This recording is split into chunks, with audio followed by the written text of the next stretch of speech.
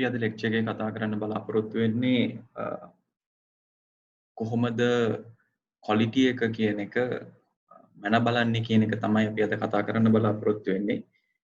මේක ගැන මන බලනකොට අපිට කතා කරන්න පුළුවන් quality of conformance, quality of design, ඒ වගේම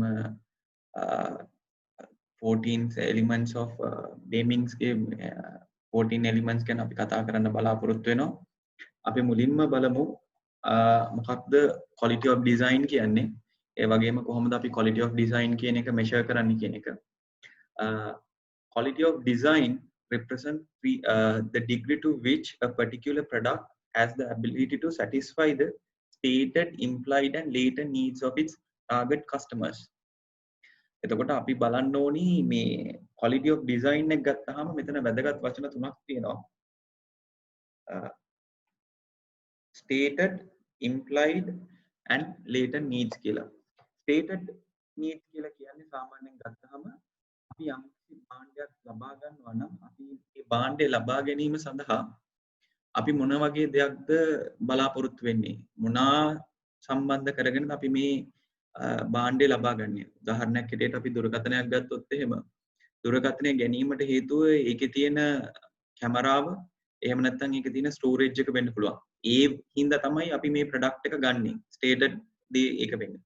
ඉම්ප්ලයිඩ් කියලා ගත්තාම මෙතන තියෙන දේ තමයි අපි ඒ භාණ්ඩය ගන්නකොට අපි ප්‍රධාන බලාපොරොත්තුව වෙන්නේ කැමරා එක එහෙම නැත්නම් මෙමරි එක වෙන්න පුළුවන්.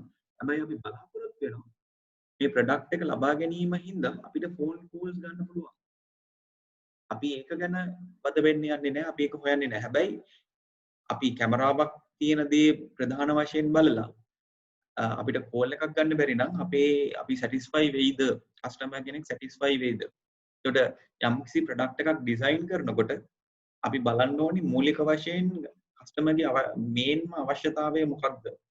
අවශ්‍යතාවය බලලා හැබැයි මේ අවශ්‍යතාවය අපි කියන අවශ්‍යතාවයට අමතරව තවත් අවශ්‍යතා මොනවාද තියෙන්නේ කියලා බලන්න ඕනේ. latent needs ගත්තාම අපි බලන්න ඕනේ කස්ටමර් බලාපොරොත්තු නොවුනත් අපිට ඒගොල්ලන්ගේ අවශ්‍යතාවයන් ඉටු කරන්න පුළුවන්ද? සමහරවිට කස්ටමර් බලාපොරොත්තු වෙන්නේ නැති වෙයි. ෆෝන් එකක් වගේ දෙයක් ගත්තොත් එහෙම බැටරි ලයිෆ් එක කියන දේ. බැටරි එක ලයිෆ් එක කොච්චරද වෙයිද කියන එක ගැන එයා වද වෙන්නේ නැති වෙන්න පුළුවන්. හැබැයි අපිට පුළුවන්කම තියෙන්න ඕනි කලින් තිබ්බ ෆෝන්ස් වලට වඩා වැඩිපුර බැටරි කාලයක් ලබා දෙන්න. එතකොට කැමරාව ගැන ගත්තාම මේ කැමරාවේ තියෙන ක්වොලිටි එක ගැන සමහරවිට වද වෙන්න පුළුවන්. ප්‍රොඩක්ට් ෆෝන් එක හදලා තියෙන මැටීරියල් එක මොකක්ද කියන ගැන කස්ටමර්ට යම්කිසි උනන්දුවක් නැති වුණාට හැබැයි අපිට පුළුවන් ඒ දේවල් වලින් ඒගොල්ලන්ගේ අවශ්‍යතා ඉටු කරලා ඒගොල්ලන්ව පුදුමයට පත් කරන්න පුළුවන්කම තියෙනවා. ඒතර quality of design කියන දේ ගත්තාම තව එක පැත්තකින් අපිට කතා කරන්න පුළුවන් දෙයක් තමයි අපි කොහොමද කස්ටමර් කෙනෙක්ව සැටිස්ෆයි කරන්නේ. එතකොට එයාගේ මූලික අවශ්‍යතාවයන් අපිට ඉටු කරන්න පුළුවන් වෙන්න ඕනි. එයා ප්‍රධාන වශයෙන් බලාපොරොත්තු නොවුනත් අපිට පුළුවන්කම තියෙන්න ඕනි සියලු මූලික අවශ්‍යතාවයන් යම්කිසි භාණ්ඩයකින් සපුරන්න. ඒ වගේම බලාපොරොත්තු නොවන ඒ වගේම අවශ්‍යතාවයක් හැටියට එයා දකින්නේ නැති පැතිකඩකුත් තියෙනවා නම් යම්කිසි භාණ්ඩයක් හරි සේවාවක නේද අපිට පුළුවන්කම තියෙන්න ඕනි ඒ දේවලුත් සපයන්න. එහෙම කරන්න පුළුවන්කම අපිට තියෙනවා නම් quality of design කියන දේ තියෙනකොට අපිට පුළුවන්කම හම්බ වෙනවා customer satisfaction and delight the customer. කියන්නේ customer satisfaction එකනොත් එහාට ගිහිල්ලා customer ඉතාමත්ම තෘප්තිමත් වන අවස්ථාවක් සතුටු වන අවස්ථාවක් බවට පත් වෙනවා නම් අපි ඒකට කියනවා customer delight වෙනවා කියලා. ඉතින් මේ වගේ හැකියාවන් තියෙනවා නම් ඒ භාණ්ඩය අපි quality of design තියෙනවා කියලා කියනවා. දැන් quality of design තියෙනවා නම් අපි කොහොමද quality of design කියන දේ measure කරන්නේ? එහෙම නැත්නම් අපිට product එකක් ගත්තාම product එකේ බර මනින්න පුළුවන් වෙනවා. යම්කිසි දුරක් ගත්තාම අපිට දුර මනින්න පුළුවන් වෙනවා. quality of design කියන දේ තියෙනවා නම් අපි කොහොමද මේක මනින්නේ? ඒතකොට productivity කියන දේ අපිට මනීමට ක්‍රමයක් තියෙනවා. හැබැයි ඒ වගේම quality of design කියන දේ මනින්නත් අපිට ක්‍රමයක් තියෙනවා. මේ ක්‍රමය ලෝකේ හැමතැනම එකම විදිහට භාවිතා වෙන්නේ නැහැ. එක රටට එක කම්පැනියට ප්‍රොඩක්ට් එකෙන් ප්‍රොඩක්ට් එකට සර්විස් එකෙන් සර්විස් එකට මේ ක්වොලිටි කියන දේ වෙනස් වෙන්න පුළුවන්. ඒ ක්වොලිටි කියන දේ වෙනස් වෙනකොට ක්වොලිටි එක මනින ක්‍රමවේදයනොත් වෙනස් වෙනවා.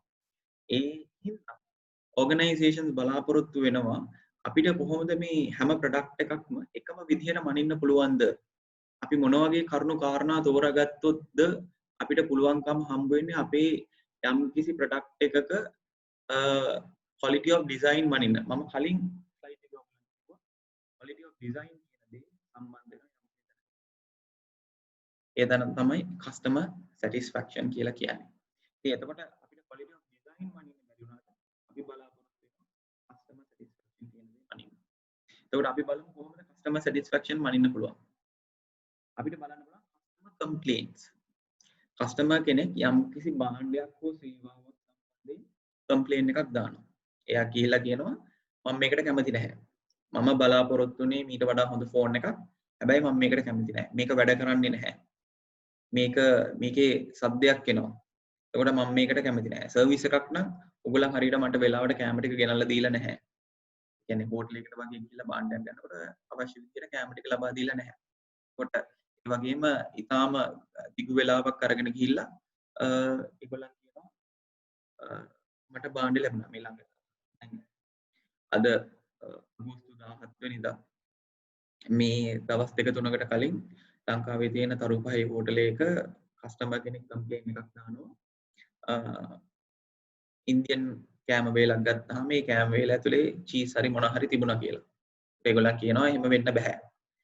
එතකොට කම්පැනි එක ඒ 5 star හෝටලයක ඒ සම්බන්ධයෙන් ඉන්වෙස්ටිගේෂන් එකක් කරලා ඊට පස්සේ ඒගොල්ලන් බලලා තිබ්බා. ඒගොල්ලන් කියලා තිබ්බා මේක ඇතුලේ ප්ලාස්ටික් හරි එහෙම දෙයක් නෙමෙයි මේක ඇතුලේ තිබිලා තියෙන්නේ.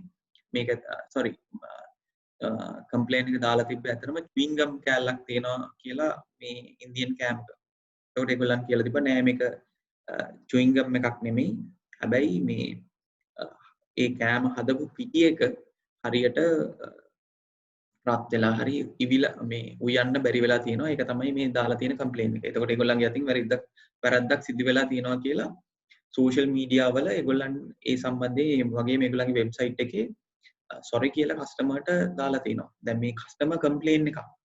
කස්ටමර් කම්ප්ලේන් එකත් එක්ක කස්ටමර් සැටිස්ෆැක්ෂන් එක අපිට බලා ගන්න පුළුවන්.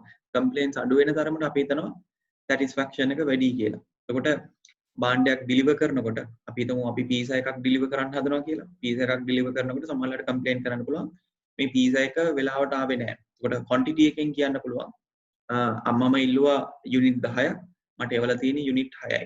රුඩ්නස් කියලා ගත්තාම කියන්නේ මේක ගොඩක් වෙලාට එන්නේ සර්විස් ෆැක්ටර් එකත් එක්ක යම්කිසි ක්ලයන්ට් කෙනෙක්ට සර්විස් එක සපයනකොට රෙස්ටොරන්ට් එකක වෙන්න පුළුවන් හොස්පිටල් එකක වෙන්න පුළුවන් අපි පොලයිට්ලි කස්ටමර් කෙනෙක්ට ට්‍රීට් කරන්න ඕනේ.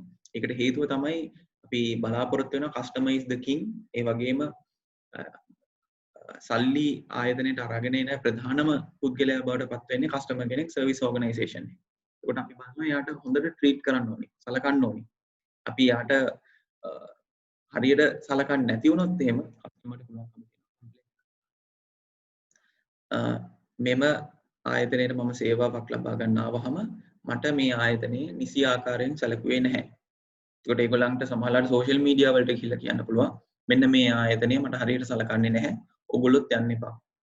කස්ටමර් රිටර්න් කියලා කියන්නේ දෙවෙනි කාරණාව ගත්තාම අපිට යම්කිසි භාණ්ඩයක් අරගෙන පාවිච්චි කරන්න පුළුවන්. ඒ භාණ්ඩය අරගෙන පාවිච්චි කරනකොට කස්ටමර් ඒක අපි ආයතනය කියන්න පුළුවන් මේ භාණ්ඩය හොඳ නැත්නම් දින 30ක් ඇතුළත මට නැවත ලබා දෙන්න.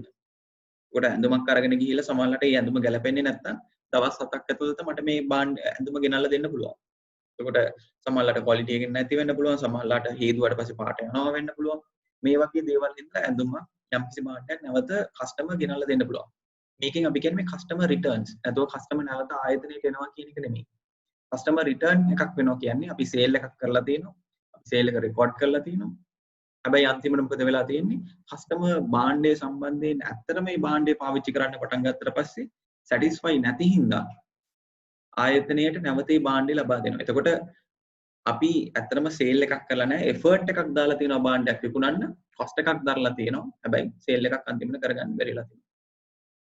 කස්ටමර් චර්න් කියලා කියන්නේ කස්ටමර් අපේ ආයතනයේ අර දාලා එහෙම නැත්නම් වෙන ආයතනයකට යනවා. නැත්නම් අපේ ප්‍රොඩක්ට් එක පාවිච්චි කරන්නේ නැතුව ඒ වෙනුවට තියෙන වෙන කම්පිටිටිව් නැත්නම් ඕල්ටර්නේටිව් ප්‍රොඩක්ට් එකක් භාවිතා කරන්න පටන් ගන්නවා. ඒකිනුත් වෙන්නේ අපිට බලා ගන්න පුළුවන් කස්ටමර් සැටිස්ෆයිද නැද්ද? කස්ටමර් මගේ ආයතනයත් එක්ක සැටිස්ෆයි නම් මගේ හෝටලේ කෑම වලට කැමති නම් ඔහු නැවතත් එන්න පුළුවන්. ඔහුව ඇය එන්න පුළුවන්. හැබැයි එන්නේ නැහැ කියලා කියන්නේ අපිට තේරුම් ගන්න පුළුවන් කස්ටමර් අපෙන් ගිලිහිලා ගිහිල්ලා. කස්ටමර් සැටිස්ෆයි නම් අපි ආයතනයේ ඔහු ගිලිහෙන්නේ නැහැ. customer referrals and rating කියලා කිව්වහම මෙතනදී කතා කරන්නේ කස්ටමර් සමහරලාට තව කෙනෙක්ට අපේ භාණ්ඩය සම්බන්ධයෙන් අපේ සේවාව සම්බන්ධයෙන් අපේ ආයතනය සම්බන්ධයෙන් කියන්න පුළුවන් මෙන්න මේක හොඳ ආයතනයක් මෙන්න මේ ආයතනෙන් ගිහලා බඩු ගන්න කස්ටමර් රේටින් කියලා කිව්වහම සමහරලාට උදාහරණයකට ගත්තොත් එහෙම අපි හිතමු Facebook එකේ page එකක් තියෙනවනම් ආයතනය සම්බන්ධයෙන් ඒගොල්ලන්ට පුළුවන් රිවිව් එකක් දීලා රේටින් එකක් දෙන්න. එතකොට ඔයගොල්ලන් Uber එකෙන් කෑම එකක් ගත්තට පස්සේ රේට් කරන්න පුළුවන් මේ ආයතනයේ කෑම එක හයිද නැද්ද කියලා අපිට රේටින් එකක් දෙන්න පුළුවන්. 1 ඉඳලා 5 වෙන්න පුළුවන්, 1 ඉඳලා 7 වෙන්න පුළුවන්, 1 ඉඳලා 10 වෙන්න පුළුවන්. මේ අවශ්‍ය තමන්ට හිතෙනවා නම් තමන් කොච්චර සතුටුද මේ සම්බන්ධයෙන් කියලා අපිට පුළුවන්කම තියෙනවා කියන්න මම මේ ලබා දුන්න සේවාව සම්බන්ධයෙන් මේ භාණ්ඩය සම්බන්ධයෙන් මම ඉතාමත්ම සතුටුයි. ඒ හින්දා මම ඔයගලන්ට තරු 5ක් ලබා දෙනවා. ඒකට බැංකුවකට ගිහිල්ලත් අපිට අද පුළුවන්කම තියෙනවා මේ ලැබුණු සේවාව හොඳයිද නැද්ද? ඔයගලන්ගේ ෆෝන් එකේ ඔයගලන් ඇප්ලිකේෂන් එකක් පාවිච්චි කරනවා නම් ටික කාලයක් ඒක පාවිච්චි කරාට පස්සේ ඇප්ලිකේෂන් එක අහනවා ඔයගලන්ට මේ අපේ ඇප්ලිකේෂන් එකෙන් ලබා දුන්න සේවාව හොඳයිද නැද්ද? එතකොට අපි ඒ සම්බන්ධයෙන් සතුටුයි නම් අපි හොඳ රේටින් එකක් දෙන්න පුළුවන්. අපි ඒ සම්බන්ධයෙන් සතුටුයි නම් අපි තව කෙනෙක්ට ගිහිල්ලා රිෆර් කරන්න පුළුවන් මෙන්න මේක හොඳ භාණ්ඩයක් මේක හොඳ සේවාවක් කියලා. Court cases against the company. Court cases කියලා කියන්නේ සාමාන්‍යයෙන් හැම වෙලාවෙම ඇති වෙන දෙයක් නෙමෙයි. කම්ප්ලේන්ට්ස් ගත්තාම සමහරලාට හැමදාම කම්ප්ලේන් එකක් තියෙන්න පුළුවන්. හැම වෙලාවෙම ප්‍රොඩක්ට් එකක් රිටර්න් වෙන්න පුළුවන්. ආයතනයේ ප්‍රොඩක්ට්ස් සර්විසස් අතහැරලා වෙන සර්විසස් වලට යන්න පුළුවන්කම තියෙන සමහරලාට හැමදාම වෙන්නත් පුළුවන්. හැබැයි කෝඩ් කේසස් කියන දේවල් හැමදාම ඇති වෙන්නේ නැහැ. යම්කිසි ප්‍රොඩක්ට් එකක් භාවිතා කිරීම, සර්විස් එකක් ලබා ගැනීම නිසා යම්කිසි අපහසුතාවයකට පත්වීමත් සමග සමහර පුද්ගලයන් කස්ටමර්ස්ලා ඒ ආයතනයට විරුද්ධව නඩු දාන්න පුළුවන්. ඒ නඩු දැමීමත් එක්ක ඒගොල්ලන් කියන්න පුළුවන් අපිට මෙන්න මේ මෙච්චර වන්දි ප්‍රමාණයක් ඕනි. මට මෙන්න මේ ආයතනයේ මෙන්න මේ සේවාව ලබා ගන්න ගිහිල්ලා මට මෙන්න මේ වගේ කරදරයකට මුහුණ දෙන්න සිදු වුණා. එම නිසා මට මේකට වන්දි ඕනි. ප්‍රොඩක්ට් එකක් පාවිච්චි කරලා සමහරවිට ඇලර්ජික් එකක් ඇති වෙන්න පුළුවන්. රෙස්ටුරන්ට් එකකින් කෑම කාලා සමහරවිට බඩ යන්න හරි මොනවා හරි වෙන්න පුළුවන්. අපි දන්නේ නැහැ මොනවා වගේ දේවල් වෙන්න පුළුවන්ද කියලා.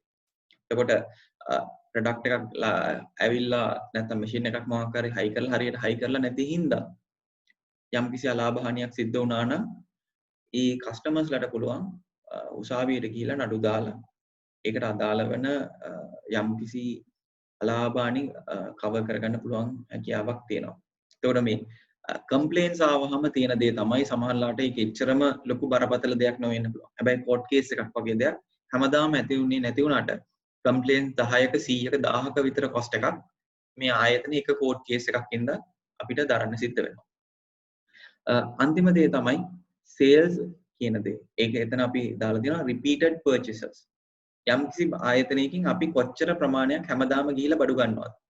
අපි එකපාරක් කීල්ස් එකට ගිහිල්ලා බඩු ගත්තා නම් ඊළඟ පාර ගිහිල්ලා අපි ෆුඩ් සිටියෙන් ගන්නවද? එහෙම නැත්නම් පොලෙන් ගන්නවද? අපි නැවතත් කීල්ස් එකට යනවා නම් අපි කියනවා එතන repeated purchase එකක් තියෙනවා. මොකද අපිට අවශ්‍ය වන සේවාවන් සේරම එතනකින් ලබා ගන්න අපිට අවස්ථාවක් ලැබිලා තියෙනවා. එතකොට ඒකත් කස්ටමර් කෙනෙක්ගේ සැටිස්ෆැක්ෂන් එකට බලපාන ඉතාම ප්‍රධාන දෙයක්. තමන්ගේ සියලු අවශ්‍යතා එක තැනකින් ඉටු කරගන්න පුළුවන්ද? එතකොට එහෙම හැකියාව තියෙනවා නම් එතන අපිට repeated purchase කියන දේ ඇති වෙන්න පුළුවන්. මේ තියෙන හැම කරුණක් ගැනම අපි බැලුවාම අපිට තේරෙනවා මේ තියෙන දේවල් මේ customer satisfaction ගැන නෙමෙයි කතා කරන්නේ. customer dissatisfaction එක ගැන. අපි measure කරන්න යන්නේ customer satisfaction එක. හැබැයි මෙතන තියෙන කරුණ ටික අපි ගන්නවා. ගොඩක් වෙලාවට මේ කරුණ ඇරෙන්න අපිට ප්‍රධාන වශයෙන්ම මේ ඉතුරු කරුණු ටික කතා කරන්නේ customer dissatisfaction එක ගැන. කොහොමද දැන් අපි මේක මනින්නේ? අපිට පුළුවන් ද මේක measure කරන්න? අපිට හැකියාවක් තියනවද හොයලා බලලා මේ තියෙන කරුණු ටික අපිට measure කිරීමේ හැකියාවක් තියෙනවා. එතකොට අපි ගත්තොත් එහෙම කොහොමද customer කෙනෙක්ගේ satisfaction එක අපිට මනින්න පුළුවන් වෙන්නේ? අපිට පුළුවන්කම තියෙනවා customer satisfaction survey එකක් කරන්න. දැන් මම කලින් කිව්වා වගේ සමහරවිට කස්ටමර් කෙනෙක්ගෙන් අහලා බලන්න පුළුවන් ඔයා මේ සම්බන්ධයෙන් සතුටුයිද? මම ඔයගලන්ට කැම ටිකක් එවලා තියෙනවා කැම ටික රහයිද? එතකොට මේ කැම ටික අරන් ආපු පුද්ගලයා ඔයගලන්ට හරි හොඳ සර්විස් එකක් ලබා දුන්නද? නියමිත වෙලාවට නියමිත තැනට ඇවිල්ලා භාණ්ඩ ටික ලබා දුන්නද? මේ වගේ අපිට කස්ටමර් කෙනෙක්ගේ තෘප්තිය සම්බන්ධයෙන් සර්වේ එකක් කරන්න පුළුවන්. ඒක එක ප්‍රශ්නයක් වෙන්න පුළුවන්, ප්‍රශ්න 10ක් වෙන්න පුළුවන්, ඊට වඩා වැඩි ප්‍රමාණයක් වෙන්න පුළුවන්. එතකොට අපිට පුළුවන් satisfaction survey එකක් කරන්න. Lost customer analysis. Lost අපිට අපේ ආයතනයේට අහිමි වූ පාරිභෝගිකයෙක්. එතකොට පිට එක්ක රැඳිලා ඉන්න කස්ටමර්ස්ලාත් ඉන්නවා, අපෙන් ගිලිහුණ කස්ටමර්ස්ලාත් ඉන්නවා. එතකොට lost customer analysis එකක් අපිට තියෙන වැදගත්ම දේ තමයි අපිට පුළුවන්කම හම්බ වෙනවා. මේ කස්ටමර් අපිව දාලා ගියේ. මොකක්ද හේතුව? අපේ ප්‍රොඩක්ට් ප්‍රශ්නයක්ද? අපි ලබා දෙන සේල්ස් වල නැත්නම් ආෆ්ටර් සේල් සර්විසස් වල ප්‍රශ්නයක්ද? මොකක්ද මේ හේතුව? ඒකට කස්ටමර් කෙනෙක් ඇනලයිස් කරලා අපිට මේ ප්‍රශ්නේ හොයාගන්න පුළුවන්. අපිට පුළුවන්කම එක්කෙනෙක් නැති වෙනකොට ඒකට උත්තරේ හොයාගත්තොත් එහෙම කස්ටමර්ස්ලා දෙන්නෙක් ආයතනයේ තියාගන්න පුළුවන්. මේ loss customer analysis එකක් කියලා ඇත්තටම කියන්නේ අපි මේ ඉගෙන ගන්න ක්‍රමවේදයක්. අපේ ආයතනයේ තියෙන වැරදි තියෙනවා නම් අපි කොහොමද ඒ වැරදි හදාගන්නේ කියන දේ ගැන දැනගන්න තමයි මේ loss customer analysis එක කරන්නේ. තව දෙයක් තමයි අපිට බලන්න පුළුවන් customer කෙනෙක් නැති වෙනකොට අපිට sales පැත්තෙන් කොච්චර ප්‍රමාණයක් තියෙනවද? එක customer කෙනෙක් නැති වෙනකොට සමහරවිට රුපියල් 100ක් නැති වෙනවා. එහෙම නැත්නම් රුපියල් 10000ක් නැති වෙන්න පුළුවන්. අපි බලන්න ඕනි මේ වගේ හැම වෙලාවෙම කස්ටමර් කෙනෙක් නැති වෙනකොට අපිට කොච්චර පිරිවැයක් දරන්න වෙනවද? customer complaints and return analysis. සමහරවිට කස්ටමර්ස්ලා ඒ කම්ප්ලේන්ට් කරන්නේ. මොන වගේ දේවල් සම්බන්ධයෙන්ද කම්ප්ලේන්ට් කරන්නේ? ඊළඟට බලන්න පුළුවන් අපිට return analysis. සමහර කම්ප්ලේන්ට් කරනවා. කම්ප්ලේන්ට් කරලා කියනවා මේක ඇවිල්ලා අපිට හදලා දෙන්න. එහෙම නැත්නම් අපිට මේක වෙනස් කරලා දෙන්න. සමහර කම්ප්ලේන්ට් කරන්න ඕනින්ද කම්ප්ලේන්ට් කරන කට්ටියක් ඉන්නවා. ඒකට ඒගොල්ලන් ප්‍රොඩක්ට් එකේ තියෙන වෙනස්කම් දකින්න නැතිකොට ඒගොල්ලන් කම්ප්ලේන්ට් කරනවා. එතකොට අපිට මොන වගේ කම්ප්ලේන්ට්ස් දෙන්නේ? මේ කලින් කිව්වා වගේ ප්‍රොඩක්ට් සම්බන්ධයෙන් එනවද? සේල් සම්බන්ධයෙන් එනවද? එහෙම නැත්නම් මේන්ටනන්ස් සම්බන්ධයෙන් එනවද? මොකක්ද මේ කම්ප්ලේන්ට්ස් එන්නේ? මොකද අපිට එහෙම ඇනලිසිස් එකක් කරගන්න පුළුවන් නම් ඒකට අපිට පිළිතුරක් දීලා මෙන්න මේක කස්ටමර්ගේ වැඩි කරන්න පුළුවන් හැකියාව හම්බ වෙනවා. රිටර්න් ඇනලිසිස් එකක් කියලා කියන්නේ භාණ්ඩ අපිට කොයි වෙලාවටද ගෙනල්ලා දෙන්නේ? භාණ්ඩේ අරන් ගියාම අනිත් පැත්තට අරන් එනවද? එහෙම නැත්නම් දවස් 29ක් ගිහිල්ලා අරන් එනවද? එහෙම නැත්නම් අවුරුද්දකට පස්සේ භාණ්ඩේ රිටර්න් කරනවා. එතකොට සමහරවිට භාණ්ඩේ ගෙනිච්ච ගමන්ම රිටර්න් කරනවා නම් එතකොට භාණ්ඩේ තමයි වැරද්දක් තියෙන්නේ. සමහරවිට භාණ්ඩේ දින 29ක් පාවිච්චි කරලා ගෙනල්ලා අනිත් පැත්තට දෙනකොට එතකොට සමහරවිට මේ අර රිටර්න් පොලිසි එකේ තියෙනවා නම් භාණ්ඩේ ලබා දෙන්න දින 29කට මේ දින 30ක් නම් ලබා දෙන්න ඒගොල්ලන්ගේ භාණ්ඩේ අවශ්‍ය ප්‍රමාණයට පාවිච්චි කරලා නැවත ගෙනල්ලා දෙන්න පුළුවන්. එතකොට වෙන්නේ සල්ලි දෙන්නේ නැහැ. ඔයලා බලලා භාණ්ඩය හදලා දෙන එක තමයි වෙන්නේ. අවුරුද්දක් ගිහිල්ලා පාවිච්චි කළ භාණ්ඩය නැවත ලබා දෙනවනම් එතකොට භාණ්ඩය සමහරලාට අවුරුද්දකට පස්සේ පාවිච්චි කරන්න බැරුව ඇති. අපි අවුරුදු 2-3ක් මේක පාවිච්චි කරන්න පුළුවන් කියලා දුන්නාට ඇත්තටම භාණ්ඩය පාවිච්චි කරන්න පුළුවන් අවුරුද්දක් වෙන්න පුළුවන්. එතකොට අපේ පැත්තෙන් තමයි මේ වැරද්ද තියෙන්නේ ආයතනයක් ඇට. එතකොට අපි හොයලා බලන්න ඕනේ අපිට මේක කොහොමද නවත්ත ගන්න පුළුවන්. mystery or ghost shopping. ඒ කියන්නේ අපි බලනවා අපේ ආයතනයේටම ඇවිල්ලා කාටවත් කියන්නේ නැතුව අපි බලනවා අපි ගිහිලා මේ භාණ්ඩය ලබා ගන්න යනවා නම් අපිට කොච්චර වෙලාවක් යනවද? කොච්චර කාලයක් යනවද? දැන් අපි බැංකුවකට ගිහිල්ලා ලෝන් එකක් ගන්න යනවා නම් අපිට හොයලා බලන්න පුළුවන් ඉහර අපි හිතමු යම්කිසි බැංකුවක ඩිරෙක්ටර් පෝට් එකට හොයලා බලන්න පුළුවන් අපේ බ්‍රාන්ච් එකකින් කොහොම හරි මේ ණයක් ගන්නවා නම් මට කොච්චර වෙලාවක් යනවද? ඒගොල්ලන් මට කොයි විදියටද සලකන්නේ? ඒකට මට හොඳට සලකනවාද මට නරකට සලකනවාද මට ඒ විදිහට සලකනවා නම් අනිත් කස්ටමර්ස්ලාට කොහොමද සලකන්නේ? මේ මිස්ට්‍රි ගෝ shopping ගිහිල්ලා අපිට හොයලා බලන්න පුළුවන්. ඒකට එහෙම කරනවා නම් අපිට අපේ වැරදි ටික හරියට අඳුර ගන්න පුළුවන්. කස්ටමර් කෙනෙක් කියන්න ඕනෙම නැහැ. ඒකට ඒකත් අපිට අපේ ආයතනයේ තියෙන අවස්ථාවක් මේ කස්ටමර්ස්ලා අපි කොහොමද සැටිස්ෆයි කරන්නේ? මොකද ආයතනයක භාණ්ඩ හරි සේවාවක් හරි සපයන්නේ අනිවාර්යෙන්ම කස්ටමර්ට. අද තියෙන වර්තමාන ලෝකයක් අද තියෙන තාක්ෂණ ක්‍රමවේදයක් එක්ක යම්කිසි කස්ටමර් කෙනෙක් තෘප්තිමත් නැත්නම් ඒ ආයතනයේ සම්බන්ධයෙන් තියෙන භාණ්ඩ හා සේවා සම්බන්ධයෙන් එයාට පුළුවන් සමාජ මාධ්‍ය දාලා වලට ගිහිල්ලා ඒ සම්බන්ධ විරුද්ධව ඒකට අදාළව අපි තුමු පෝස්ට් එකක් එහෙම නැත්නම් වීඩියෝ එකක් ඒ හැමදේම කරන්න පුළුවන්. ඒකට අපි ඉස්සර හිතනවා වගේ නෑ මෙයා එක්කෙනයි ඉන්නේ මෙයා නැති වුණාට අපිට ප්‍රශ්නයක් නැහැ කියලා අපි හිතනවා නම් අද තියෙන වර්තමාන ලෝකයේත් එක්ක එක කම්ප්ලේන් එකක් ඇති මුළු සිස්ටම් එකම ආයතනයේටම ආයතනයේ තියෙන නම නැති කරගන්න. ඒ හින්දා හැම කස්ටමර්ම වැදගත්. ඒ කස්ටමර් අපිත් එක්ක ඉන්නවද? ඒ කස්ටමර් අපිත් එක්ක නැද්ද? එහෙම නැත්නම් අපිට ඒ කස්ටමර් නැවත ගෙන්න ගන්න පුළුවන්ද කියන දේ ඉතාම වැදගත්. කස්ටමර් සැටිස්ෆැක්ෂන් කියන දේ අද ඉතාම ඉහළ ලෙස පිළිගන්න දෙයක්. sales trend analysis and market share analysis. සමහරවිට sales trend එක බලන්න පුළුවන්. sales trend එක තියෙන මෙන්න මේ විදිහට වැඩිවීමක් තියෙනවා. නැත්නම් sales trend එක අවුරුදු 5ක sales trend එක මෙහෙම වැඩි වෙලා එන්න මෙහෙම අඩු වෙලා යන්න පුළුවන්. ඊට අවුරුදු 5. එතකොට මෙහෙම වැඩිවීමක් තියෙනවා නම් අපි දකිනවා හරි. මේක තමයි හොඳම කාලය. මේක තමයි මාකට් එකේ තියෙන හොඳම ප්‍රොඩක්ට් එක මේ දවස්වල. එතකොට ඒ හින්දා තමයි මේ සේල්ස් වැඩි වෙන්නේ. එතකොට මෙහෙම වැඩි වෙලා මෙහෙම අඩු වෙනකොට අපි දකිනවා සමහරලාට අඩු වීමට හේතුව වෙන්න පුළුවන් තව alternatives products මාකට් එකට එනවා.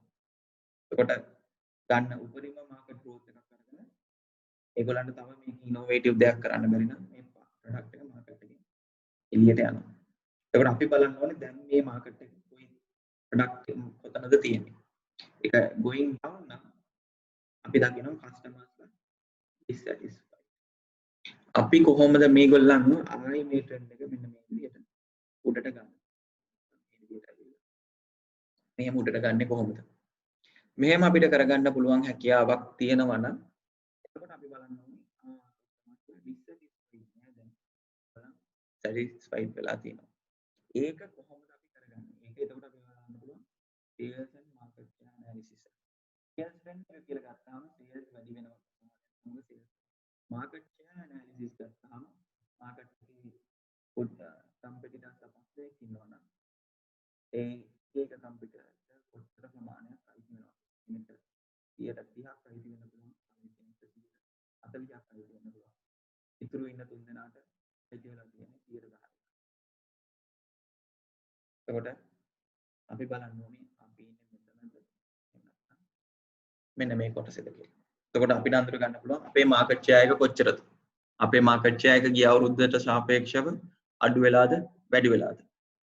එතකොට ඒක ඉන්ඩිකේෂන් එකක්. එහෙම නැත්නම් එක නිර්ණායකයක් අපේ කස්ටමර් සැටිස්ෆැක්ෂන් එක. අපි හිතමු නිකන් උදාහරණයක් 2019 අපිට මාකට් ෂෙයා එක දීලා තියෙනවා 40ක්. හැබැයි 2020 වෙනකොට අපේ මාකට් ෂෙයා එක අඩු වෙලා තියෙනවා 130කට. අපි බලන්න ඕනේ ඇයි අපිට 110ක් නැති වුනේ? මොකක්ද හේතුව? ඇයි කස්ටමර්ස්ලා 110කින් අපේ ප්‍රොඩක්ට් එක ගන්න එක නවත්තලා තියෙන්නේ? එහෙම නැත්නම් අපේ සර්විසස් ගන්න නැතුව වෙන සර්විසස් වලට ගිහිලා තියෙන්නේ ඇයි? අපි දෙන සර්විසස් ප්‍රමාණයට වඩා නැත්නම් අපි දෙන සර්විස් එකේ ක්වොලිටි එකට වඩා වෙන කට්ටියක් ඊට වඩා හොඳ ක්වොලිටියට ඒගොල්ලන්ගේ ප්‍රොඩක්ට් එකක් නැත්නම් සර්විස් එකක් දෙනවද? මේක අපි අනිවාර්යෙන්ම ඔයලා බලන්න ඕනේ. මොකද එහෙම නැති වුණොත් එහෙම අපිට මාකට් එකේ සර්වයිව් වෙන්න බෑ. එතකොට මේ කස්ටමර් සැටිස්ෆැක්ෂන් කියන දේ බලන්න ගත්තාම ක්‍රම දෙකක් තියෙනවා. එකක් තියෙනවා අපි weighted rating method කියලා. ඊළඟට තව තියෙනවා point scoring method. weighted average එකේ තියෙන මේ වැදගත්ම දේ තමයි අපි බලනවා කස්ටමර් සැටිස්ෆැක්ෂන් එක මනින්න අපිට යම්කිසි කරුණු ටිකක් ඕන. එතකොට අපි මෙතන අරගෙන තියෙනවා කරුණු පහක්. මේක නෙමෙයි එකම ක්‍රමේ, මේක නෙමෙයි මේ ක්‍රමයේ වෙනස් වෙන්නත් පුළුවන්. දැනට අපි මේ weighted average factor method එක ගන්න තමයි අපි මේ ක්‍රමවේදය හදලා තියෙන්නේ. එතකොට මේකේ තියෙනවා complaints තියෙනවා. returns තියෙනවා. ඊට පස්සේ negative referrals තියෙනවා. positive referrals තමයි අපි අතනදී කතා කරේ. මෙතනදී කතා කරන්නේ negative referrals. churn එක අරගෙන තියෙනවා. court cases අරගෙන. එතකොට ආයතනය හිතන විදිහට මේක අපි නෙමෙයි තීරණය කරන්නේ. මේක ආයතනය තමයි තීරණය කරන්නේ. කොච්චර weight එකක් දෙන්න ඕනේද? එහෙම නැත්නම් කොච්චර වැදගත්කමක් දෙනවද? එතකොට මෙතන දීලා තියෙනවා complaints එනවා නම් 10%යි වැදගත් වෙන්නේ. හැබැයි කෝඩ් කේස් එකක් එනකොට ඒක ඊටාම බරපතලයි. අපේ ආයතනයේට හැමදාම එන්නේ නැති වුණාට පබ්ලිසිටි එකකින් හින්දා අපේ රෙපියුටේෂන් එකට අපේ සල්ලි වලට ඒ වගේම සමහරවිට ආයතනය වහලා දාන්න තරම් බරපතල කේස් එකක් වෙන්න පුළුවන්. කම්ප්ලේන්ස් උත් එන්න පුළුවන්. කම්ප්ලේන්ස් උත් සමහරලාට ආයතනය වහලා දාන්න සමහරලාට බලපාන තත්ත්වේම වෙන්න පුළුවන්. හැබැයි එහෙම එකපාර එන්නේ නැහැ. ඒකට මේ දේවල් ඇති වෙනවනම් සමහරලාට කෝට් කේස් එකක් දක්වා ගිහිල්ලා තමයි මේ දේවල් වෙන්න පුළුවන්. ඒකට අපි බලන්න ඕනි මොකද්ද මේකේ වැදගත්කම. මේක ආයතනය තමයි තීරණය කරන්නේ. කොච්චර weight එකක් දෙන්න ඕනේ. ඊළඟට මෙතන දීලා තියෙනවා මේ point scoring method එක. එතකොට අපි බලනවා මේ අවුරුද්දේ අපිට ලැබිලා තියෙන complaints එක අපි කොච්චර ප්‍රමාණයක් ලකුණු 1ක් 10ක් අතර allocate කරනවා. allocate කරාට පස්සේ අපිට ගාණක් මේ weighted average එකයි දීලා තියෙන score එකයි මේ දෙක වැඩි කරාම තමයි අපිට මේ 0.6 කියන value එක එන්නේ. ඒ විදිහට අපි මේ එකින් එක වැඩි කරලා බලමු. මේ එකින් එක වැඩි කරාම මෙන්න මේ උත්තරේ තමයි එන්නේ. එතකොට වැඩි කරාම overall score එක එනවා 7.0. දැන් මේකද customer satisfaction index එක. මේක නෙමෙයි customer satisfaction index එක කියලා කියන්නේ. customer satisfaction index එක හොයන්න අපි ලකුණු දුන්නේ 10න්. හැබැයි overall score එක ඇවිල්ලා තියෙන්නේ 7.2. හේතුව තමයි එතකොට එන්නේ 2.8යි. මේක තමයි උත්තරේ. customer satisfaction එක 10න් උපරිම ලකුණු 10යි හම්බ වෙන්නේ 2.8යි තමයි උත්තරේ. ඇයි මම මේක 10න් අඩු කරේ? ඇයි මොකද්ද අපි අඩු කරන්න හේතුව? අඩු කරන්න හේතුව තමයි අපි කලින් කිව්වා වගේ මෙතන හොයන්නේ අපි මේ කැල්කියුලේට් කරලා තියෙන්නේ customer dissatisfaction එක. complain යම්කිසි පුද්ගලයෙක් යම්කිසි ආයතනයක් සම්බන්ධයෙන් කම්ප්ලේන් කරනවාද එයා සතුටු නම්. යම්කිසි පුද්ගලයෙක් ඒ ආයතනයට තමන් අරගෙන ගිය භාණ්ඩේ නැවත අරගෙන එනවද තමන් සතුටු නම්. තමන් සතුටු නම් තමන් පාවිච්චි කරපු භාණ්ඩේ සම්බන්ධයෙන් ගිහිල්ලා උසාවියට කියලා නඩු දානවද?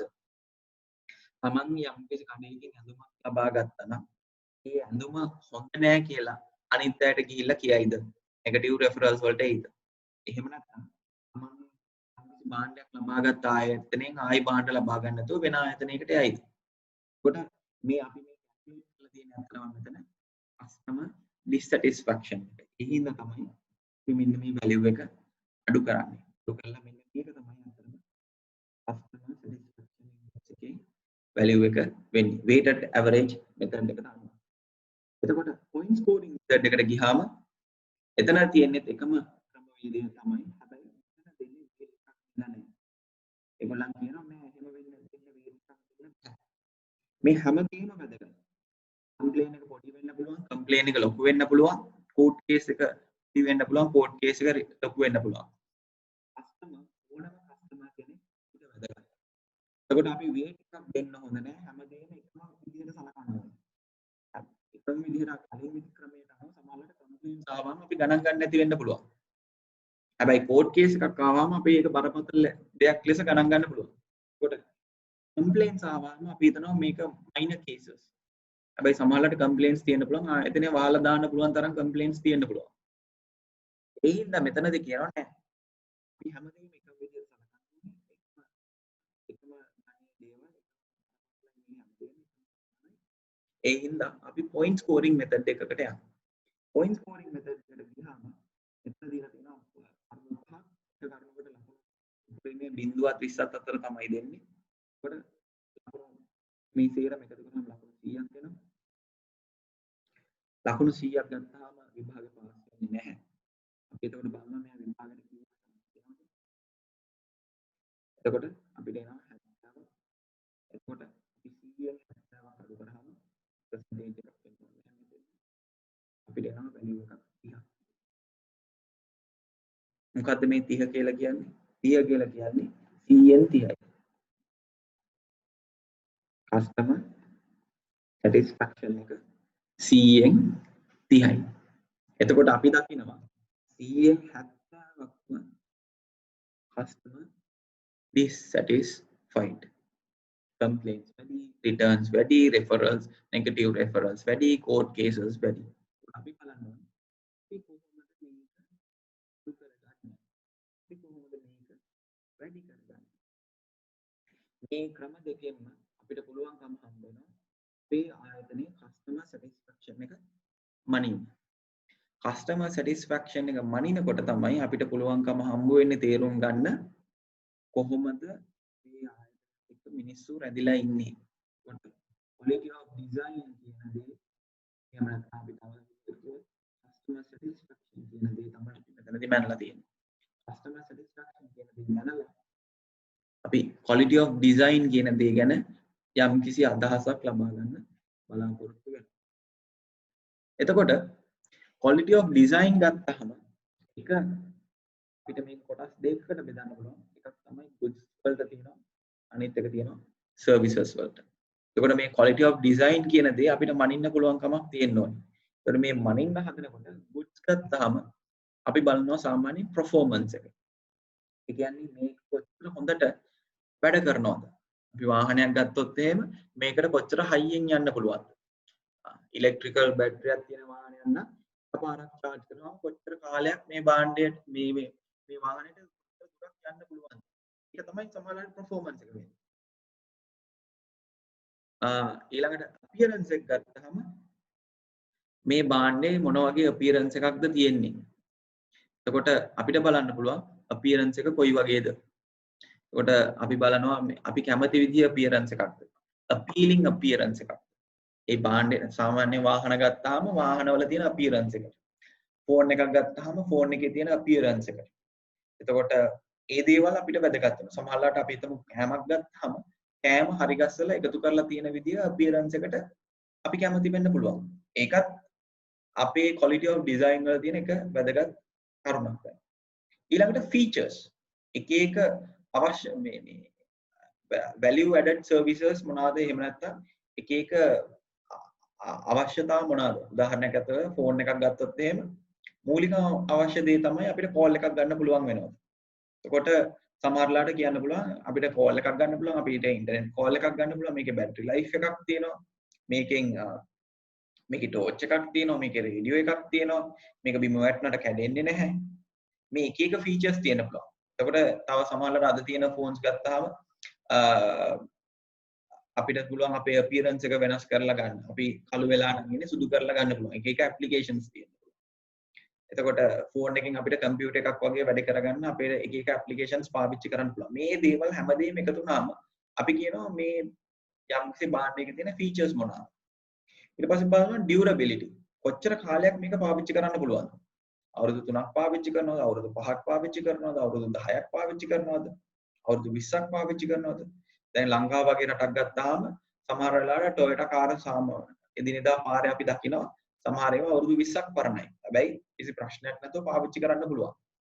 ඉස්සර ලංකාවේ තිබ්බ ටීවී එකක් සමහරවිට අවුරුදු 20ක් විතර පාවිච්චි කරනවා. හැබැයි අද ටීවී එකකට ගැරන්ටි එක දෙන්නේ අවුරුදු 3ක් වගේ කාලයක් තමයි දෙන්නේ. ඒකට මේ durability කියන දේ ඊටාම වැදගත්. මොකද ඒකත් quality of design මේක කොච්චර හොඳට ඩිසයින් කරලා තියෙන හින්දාද මේක අපිට මේ මෙච්චර කාලයකට තියාගන්න පුළුවන්.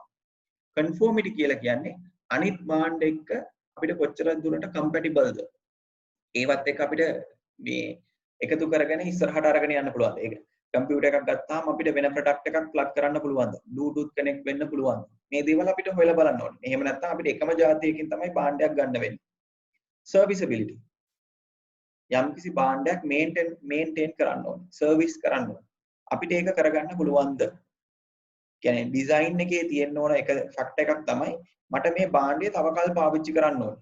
මේ භාණ්ඩය තව කල් පාවිච්චි කරනකොට අපිට පුළුවන් ද මේකට යම්කිසි සේවාවක් සපයලා සර්විස් කරලා ඉස්සරහට පවත්වාගෙන යන්න. expandability. දැන් මගේ අලුතෙන් තාක්ෂණයේ එනකොට අලුතෙන් ෆීචර්ස් එනකොට මට මේ දේවල් එකතු කරගන්න පුළුවන්. අපි ගත්තොත් සමහරලාට කම්පියුටර් එකක් ගත්තොත් එහෙම අපේ RAM එක වැඩි කරගන්න ඕන නම් අපිට හැකියාව තියෙනවා. සමහර කම්පියුටර්ස් වල ඒ හැකියාව දෙනවා. අපිට ස්ක්‍රීන් එක වෙනස් කරගන්න ඕන නම් අපිට ඒ ස්ක්‍රීන් එක වෙනස් කරගන්න අවස්ථාව දෙනවා. අපිට අමතරව තව මොන හරි කොටසක් මේ කම්පියුටර් එකට එකතු කරගන්න ඕන නම් ඒ අවස්ථාවක් දෙනවා. අපිට එක්ස්පෑන්ඩ් කරගන්න පුළුවන්. ඊළඟට accessibility කියලා කියනවා. මේ යම්කිසි භාණ්ඩයක් සම්බන්ධයෙන් අපිට තවත් වැඩිපුර තොරතුරු හොයාගන්න. ඒ වගේ මේ භාණ්ඩේ තියෙන හැකියාවන් මොනවාද? ඒකත් එක්ක අපිට මොකද්ද කරන්න පුළුවන් කියලා අපිට හොයන්න පුළුවන්. traceability. traceability කියන්නේ දැන් අපි සේවාවක් ගත්තොත් එහෙම මේ සේවාව කවුද සැපයුවේ කියලා ඊට පස්සේ අපිට හරියට හොයාගන්න හැකියාවක් නැත්නම් එහෙම නැත්නම් මොන වගේ සේවාවක් සැපයුවේ කියලා කොහොමද හොඳ සේවාවක්ද නරක සේවාවක්ද ඒක එක පුද්ගලයෙක් මත තීරණය වෙනවා. හැබැයි ප්‍රොඩක්ට් එකක් හැදුවට පස්සේ අපිට ට්‍රේස් කරලා බලන්න මේක කවුද හැදුවේ කොහෙද හැදුවේ කොහොමද හැදුවේ මේකේ ක්වොලිටි එක මොකක්ද මේක හදලා තියෙන ආයතනය මේ හැමදේම අපිට ට්‍රේස් කරන්න පුළුවන්. ඔයලා බලන්න පුළුවන්. ඒතකොට ගැරන්ටි එකක් දෙනවා මෙන්න මේ ප්‍රොඩක්ට් එක පාවිච්චි කරාම මේ ප්‍රොඩක්ට් එක අවුරුද්දක් පාවිච්චි කරන්න පුළුවන්. මේ ප්‍රොඩක්ට් එක අවුරුදු 2ක් පාවිච්චි කරන්න පුළුවන්. එතකොට මේ ප්‍රොඩක්ට් එකෙන් බැටරි ලයිෆ් එක මෙන්න මෙච්චර කාලයක්. මේ වගේ ගැරන්ටි එකක් අපිට යම්කිසි වගකීමක් දෙන්න පුළුවන්. එතකොට මේ දේවල් තමයි සාමාන්‍යයෙන් මේ යම්කිසි අපිට අල්ලන්න පුළුවන් භාණ්ඩයක තියෙන qualities. එතකොට අපි මේ දේවල් වලට qualities කියනකටත් වඩා අපි මේ දේවල් වලට කියන්නේ quality of design කියලා. මේ design ඒ කියන්නේ යම්කිසි භාණ්ඩයක් නිර්මාණය කිරීමේදී මෙන්න මේ දේවල් ගැන තමයි අපි ගොඩක් වෙලාවට සැලකිලිමත් වෙන්නේ. මීට වඩා තව කරුණු තියෙනවා අපි දැනට අරන් තියෙන 10. ඒකට සර්විස් එකක් ගත්තොත් එහෙම නැත්නම් සේවාවක් ගත්තොත් එහෙම සේවාවක තියෙන මොනවාද quality of design factors. එතකොට පළවෙනි දේ තමයි responsiveness. අපි සේවාවක් ලබා ගන්න ගියාම අපිට කොච්චර ඉක්මනට ඒගොල්ලන්ට යම් රෙස්පොන්ඩ් කරන්න පුළුවන්කම තියෙනවද? එතකොට අපි හෝටලයකට ගියාම ඒගොල්ලන් අපි ගාවට කොච්චර ඉක්මනට එනවද? ඇවිල්ලා අහනවාද සර් මැඩම් මොකක්ද අපෙන් වෙන්න ඕනි? ඊට පස්සේ අපි කියනවා අපිට මෙන්න මේ කෑම එක ඕනි. එහෙම නැත්නම් අපිට මේ බීම් එක ඕනි. එතකොට අපි මේ බීම් එක නිකන් පැය භාගයක් බලාගෙන ඉන්නවා. එතකොට රෙස්පොන්සිව්නස් එක එතකොට අපි ගත්තොත් එහෙම උදාහරණයක් ඇරෙන්න මේ ෆාස්ට් ෆුඩ් චේන් එකක්. මැක්ඩොනල්ඩ්ස් වෙන්න පුළුවන්, බර්ගර් කිං වෙන්න පුළුවන්, පීසා හට් වෙන්න පුළුවන්. අපි කොච්චර වෙලාවක් බලාගෙන ඉන්න ඕනද? පැය පැයක් බලාගෙන ඉන්නවා. tangibility. සාමාන්‍ය සේවාවක් ගත්තාම අල්ලන්න පුළුවන් හැකියාවක් නැහැ. හැබැයි සේවාවක් සපයනකොට සමහර කොටස් තියෙනවා අල්ලන්න පුළුවන්. අපි හිතමු අපි හෝටලයකට ගිහිල්ලා කෑම කනවා. ඒකට ඒ සර්විස් එකක් තමයි දෙන්නේ. අපිට ගෙදරත් උයාගෙන කන්න පුළුවන්. හැබැයි ඒගොල්ලන් අපිට හෝටලයකට ගිහිල්ලා අපිට ඉන්නකොට ඒගොල්ලන් ඇවිල්ලා අපිට හොඳට කෑම වේලක් හදලා දෙන්න පුළුවන්. මේ කෑම වේලේ කෑම කොටස තමයි tangible part එක වෙන්නේ. ඒකට Tamanට දැනෙනවා නම් මේගොල්ලන් සපයන සේවාව ඉතාමත්ම හොඳට දැනෙනවා නම් අපි කියනවා මෙතන මේ tangibility part එකක් තියෙනවා කියලා. empathy කියලා කිව්වහම අපි බලනවා යම් කිසි කෙනෙක්ට අපි සතුටෙන් නම් ඉන්නේ. එතකොට අපිට සතුට ගෙන දෙන විදිහට සේවාව සපයන්න පුළුවන්. අපි දුකෙන් නම් ඉන්නේ අපේ තත්ත්වය තේරුම් අරගෙන කොයි විදිහේ සේවාවක්ද සපයන්න ඕනේ. අපි දුකෙන් නම් ඉන්නේ.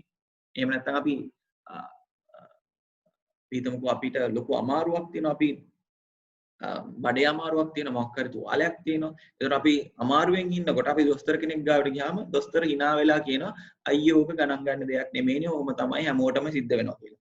ඒකට අපිට හිතෙන්න පුළුවන් අපි දොස්තර අපි ගැන එච්චර හිතන්නේ නැහැ කියලා. ඒකට නෑ දොස්තරත් කියනවා මේක ලොකු අමාරුවක් තමයි.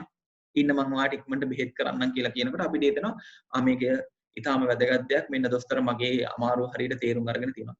ඒතර සර්විසස් කියන දේ පුද්ගලයාගෙන් පුද්ගලයාට වෙනස් වෙන්න පුළුවන්.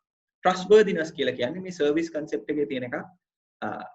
අපිට යම් කිසි පුද්ගලයෙක්ව අපි trust කරන්න ඕනේ. මම කෑම කඩේකට ගිහිල්ලා කෑම එක ගන්නකොට අපි trust කරනවා මෙයා මට හොඳ කෑම එකක් හදලා දෙයි. මම ගෙවන මුදලට හරියන වටිනාකමක් ලබා දෙයි.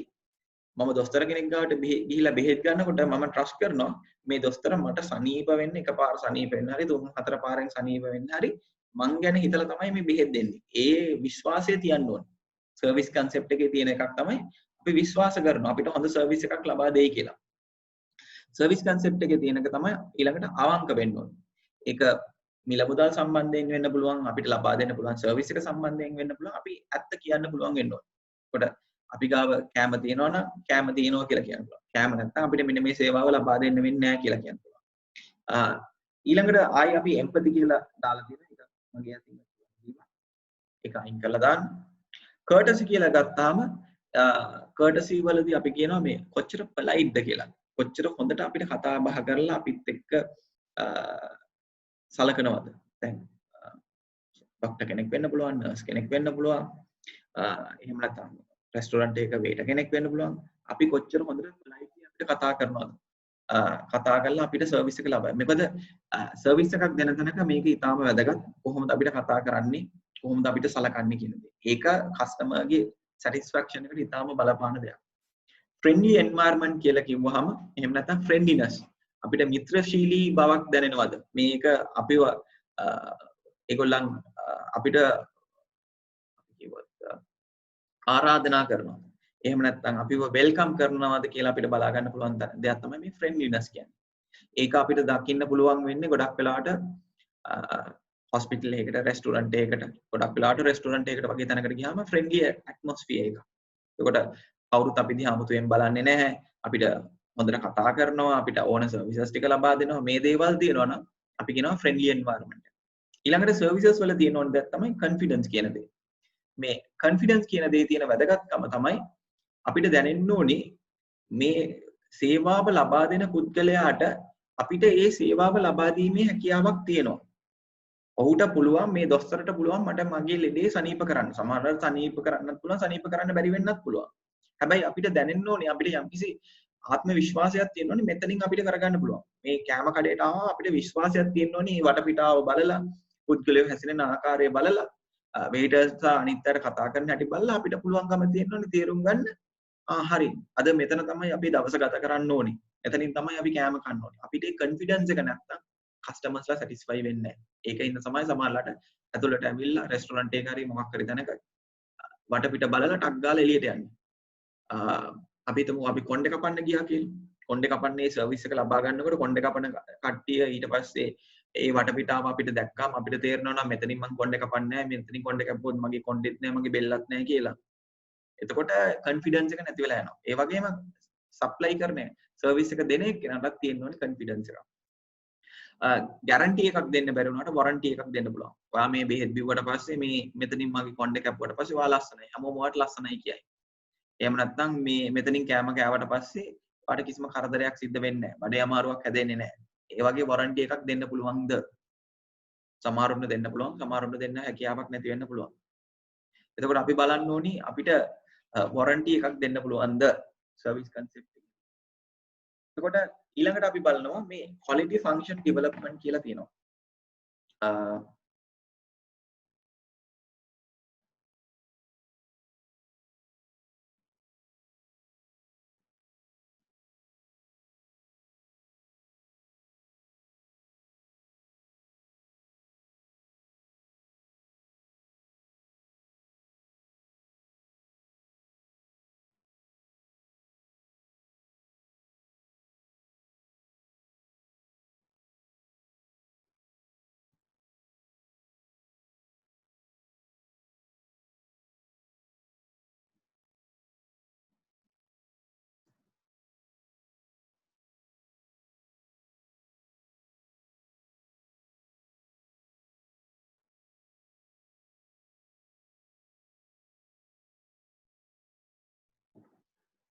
Okay, so moving forward,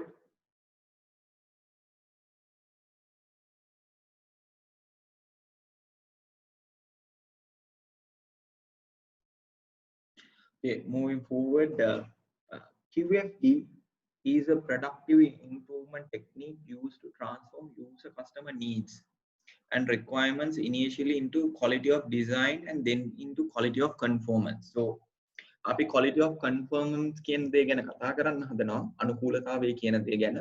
ඊට කලින් quality of design වල තියෙන දෙයක් තමයි මේ QFD කියලා ටෙක්නික් එකක් තියෙනවා. කොහොමද මේ user customer needs අඳුරගන්නේ? අපි යම්කිසි ප්‍රොඩක්ට් එකක් නිෂ්පාදනය කරනකොට එහෙම නැත්නම් නිර්මාණය කරනකොට අපිට කැමති දේ නිෂ්පාදනය කරලා මාකට් එකට දාන්නත් පුළුවන්. ඒ වගේම තව ක්‍රමවේදයක් තියෙනවා අපිට ඇත්තටම කස්ටමර් කෙනෙක්ගෙන් එයාට මොනවාද අවශ්‍ය වෙන්නේ? එයාගේ අවශ්‍යතාවයන් මොනවාද කියලා අපිට හොයලා බලන්නත් පුළුවන්.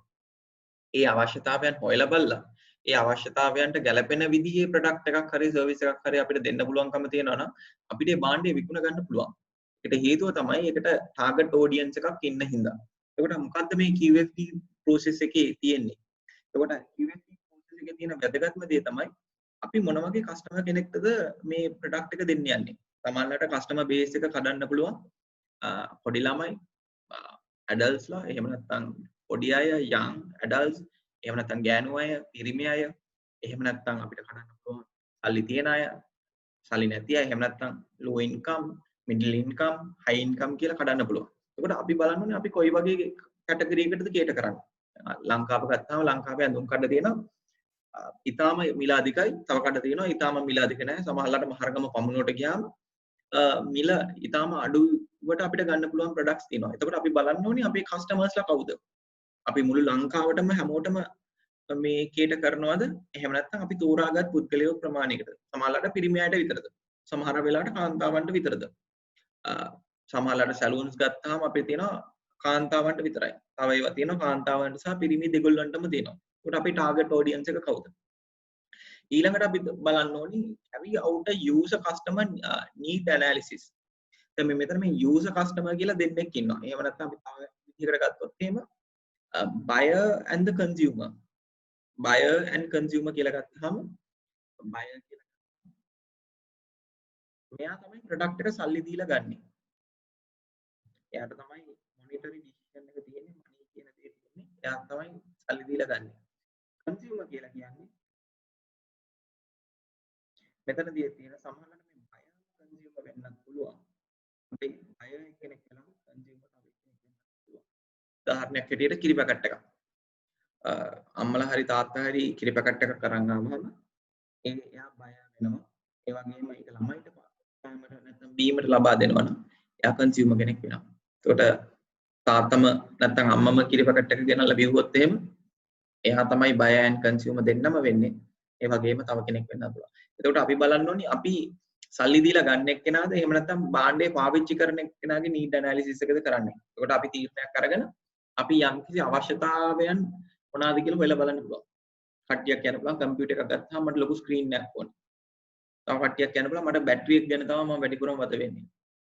මම ගොඩක් වෙලාට කම්පියුටර් එකක් ගන්නේ මේ ඩිසයින් ඒ වගේ වැඩවලට මට ඒ හින්දා ටූල් කිට් එකක් එක්ක පාවිච්චි කරගන්න පුළුවන් හැකියි. ඒක අවශ්‍යතාවයන් තියෙන පුළුවන්. සමහරවිට කෙනෙක් කියන්න පුළුවන් මට ගේම් ගහන්න ඕනි කම්පියුටර් එකකින්. ඒක තමයි මම පාවිච්චි කරන්නේ. ඒක තමයි මගේ අවශ්‍යතාවය. ඒකට මම කොහොමද මොකද්ද කරන්නේ?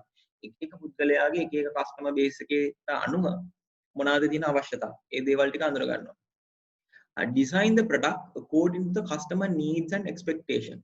එතකොට මේ අපි කලින් අඳුරගත්තා නම් මොන හරි අවශ්‍යතාවයන් ටිකක් ඒ අවශ්‍යතාවයන්ට ගැළපෙන පරිදි අපි පුළුවන්කම තියෙනවා යම්කිසි භාණ්ඩයක් නිෂ්පාදනය කරන්න. භාණ්ඩයක් වෙන්න පුළුවන්, සේවාවක් වෙන්න පුළුවන්. ඒ දේවල් නිෂ්පාදනය කරන්න පුළුවන්. අපිට අපේ තියෙන අවශ්‍යතාවය නම් ඉතා ඉක්මනින් යම්කිසි කෑම වේලක් අරගෙන එතනින් එළියට යන්න. ඒකින්ද තමයි ෆාස්ට් ෆුඩ් චේන් ඇවිල්ලා තියෙන්නේ. ටේක් අවේ රෙස්ටොරන්ට්ස් ඇවිල්ලා තියෙන්නේ. ගිය ගාම කෑමක් ගත්තා එතනින් එළියට ආවා. ඒ කස්ටමර් බේස් එකට ඉක්මනට කේටර් කරන්න ඕනේද තමයි ඒ වගේ ප්‍රොඩක්ට්ස් ඇවිල්ලා නැත්නම් සර්විසස් ඇවිල්ලා තියෙන්නේ. Identify the required criteria to measure the product quality. එතකොට මේ යම්කිසි ප්‍රොඩක්ට් එකේ හරි සර්විස් එකේ හරි quality එක මනිනවා නම් අපි මොනවාද බලන්න ඕනි main criterias මොනවාද? ඊළඟට අපි බලන්න ඕනි identify the quality attributes and the variables. යම්කිසි භාණ්ඩයක මොන හරි ලක්ෂණයන් තියෙනවා නම් සේවාවක යම්කිසි ලක්ෂණයන් තියෙනවා නම් ඒ මොනවාද ඒ ලක්ෂණයන්? ඒ ලක්ෂණයන් ඒ විදිහටම බලනවා නැත්නම් අපි පොඩි variance එකක් දෙන්න පුළුවන්. නැත්නම් වෙනස්කම් ටිකක් දෙන්න පුළුවන්. Establish expected quality standards for specifications. මේ product එක market එකට දානවා නම් මොන වගේ quality standards තියෙන්න ඕනි? quality standard එකක් තියෙන්න ඕනි. ඒ quality standard එක කොයි වගේ quality standard එකක්ද කියන එක ගැන අපි යම්කිසි අවබෝධයක් ඇතුව කටයුතු කරනවා.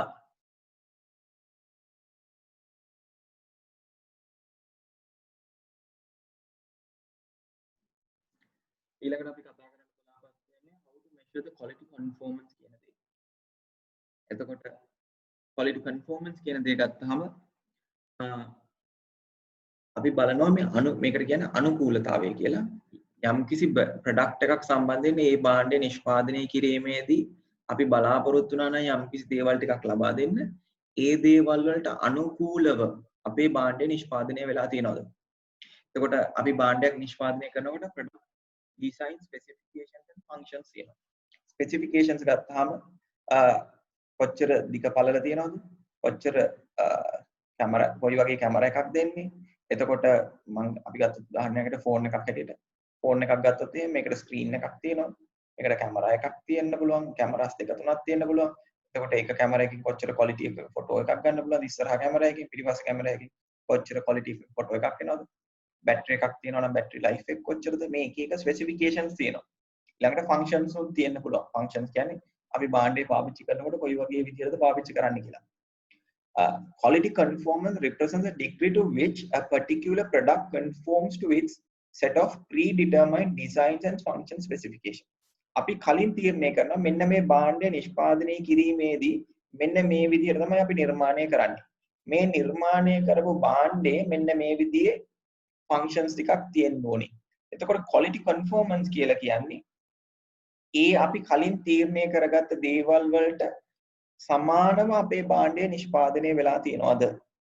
ඒ කලින් හදාගත්ත ස්ටෑන්ඩඩ්ස් වලට අපේ භාණ්ඩය නිෂ්පාදනය වෙලා තියෙනවද කියන එක ගැන අපි අනිවාර්යයෙන්ම හොයලා බලන්න ඕනේ. In other words, quality of design is totally reflected in the extent to which product is defect or reject free.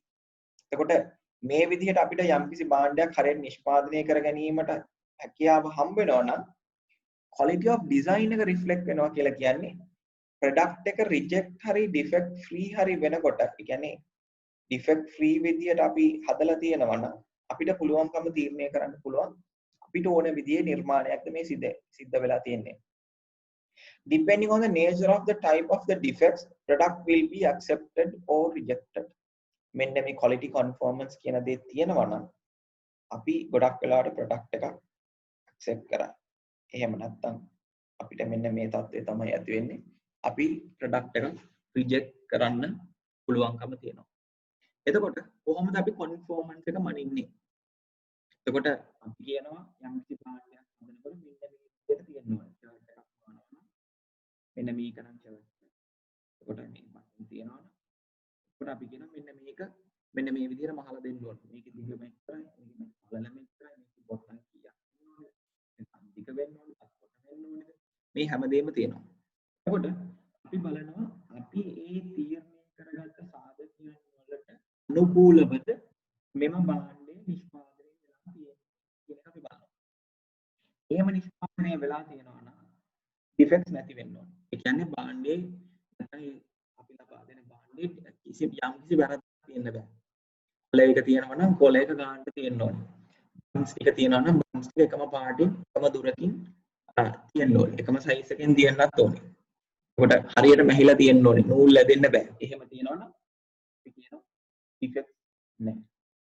Practical කියලා කියන්නේ යම්කිසි භාණ්ඩයක් නිෂ්පාදනය කිරීමේදී අපිට උපරිම ප්‍රයෝජනය ගන්න පුළුවන් වෙන්න ඕනේ raw materials වලින්. ඒකට අපි වැඩිපුරම නිෂ්පාදනය කරනවා අපි මේ භාණ්ඩය නිෂ්පාදනය කිරීම වැඩිපුරම කරලා බේස් කරලා තියෙනවා. downgrading කියලා කියන්නේ අපි හිතමු quality product එකක් තියෙනවා. සමහරවිට ඔයගොල්ලන් දැකලා ඇති දැන් ගොඩක් වෙලාවට මේ shops තියෙනවා මේ factory outlet කියලා. සපත්තු වෙන්න පුළුවන් වෙන මොන හරි product වෙන්න පුළුවන් factory outlet කියලා තියෙනවා. factory outlet එක ගොඩක් වෙලාවට ඒගොල්ලන්ගේ යම් කිසි quality standard එකක් තියෙනවා product එකට. හැබැයි ඒ quality standard එකට performance එකට ගැලපෙන්නේ නැති මොන product තියෙනවා නම් ඒගොල්ලන් downgrade කරනවා. සාමාන්‍ය product එක තුනක් රුපියල් 1000කට නම් මේ product එක සාමාන්‍ය වගේ අඩු ගානකට විකුණන්න පුළුවන්. හැබැයි ඒගොල්ලන් විකුණන කියනවා මේක 100% quality නෑ. මේ අපිට ඕන විදිහට මේ product එක ඇවිල්ලා නෑ. ඒ හින්දා අපි මේ product එක අඩු මිලකට විකුණන්නේ. ඊළඟට rework කියලා කියනවා. ඒ කියන්නේ අපි shirt එකක් මහනකොට හරියට මැරිලා නෑ. ඒකට අපේ quality checkers ලා කියනවා මෙන්න මේක rework කරන්න.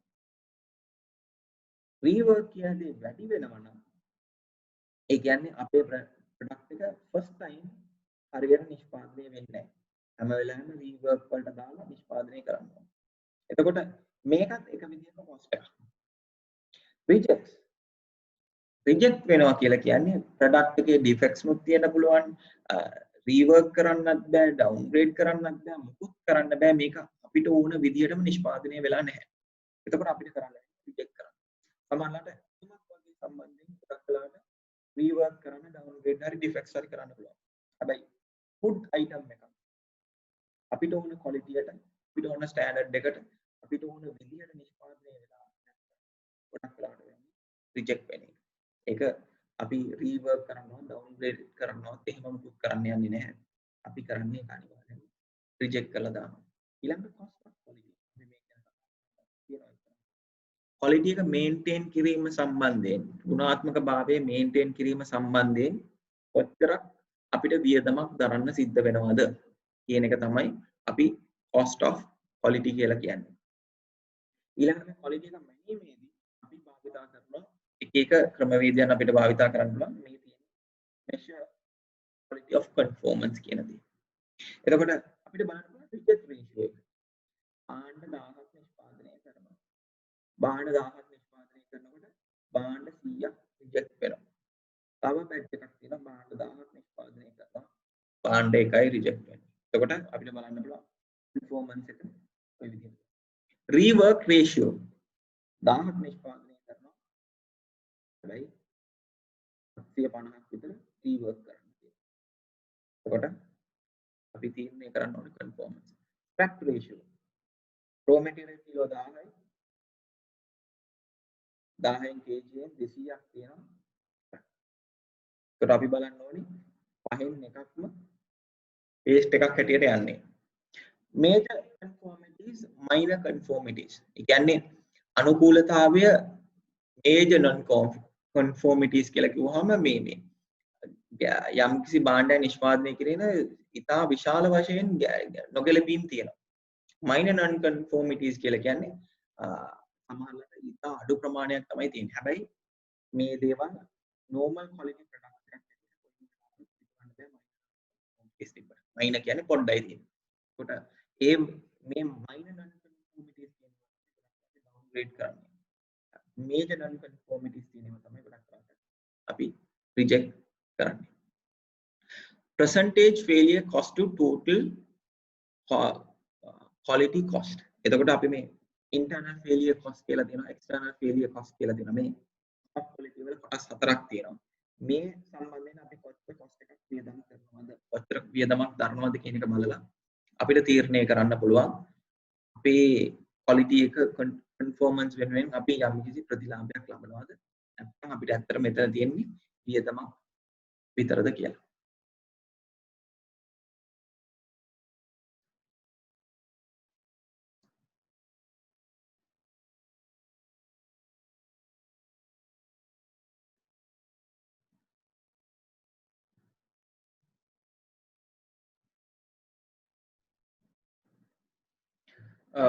quality attributes ගත්තාම අපි quality conformance වල එක කොටසක් තමයි කොහොමද quality attributes කියලා කියන්නේ ඒ කොටස් දෙක අපිට මනින්න පුළුවන් නම් quality conformance එක අපිට මැනගන්න පුළුවන්.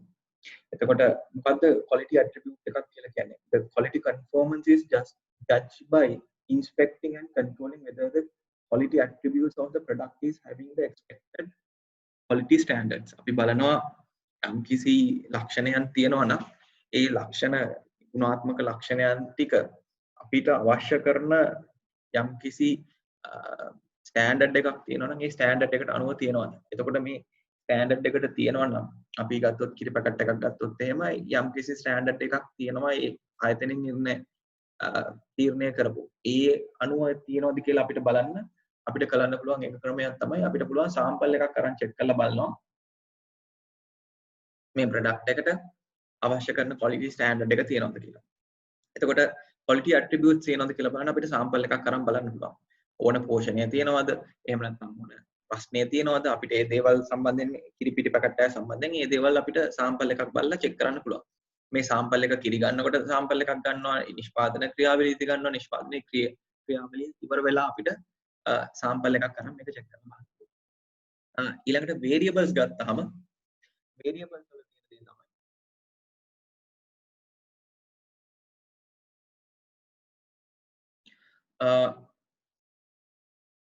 එතකොට අපි බලනවා ඊළඟට ගන්නවා variables ගත්තාම the quality is judged by inspecting and controlling whether the quality variable is varying within the permissible range defined by the expected quality standards or not.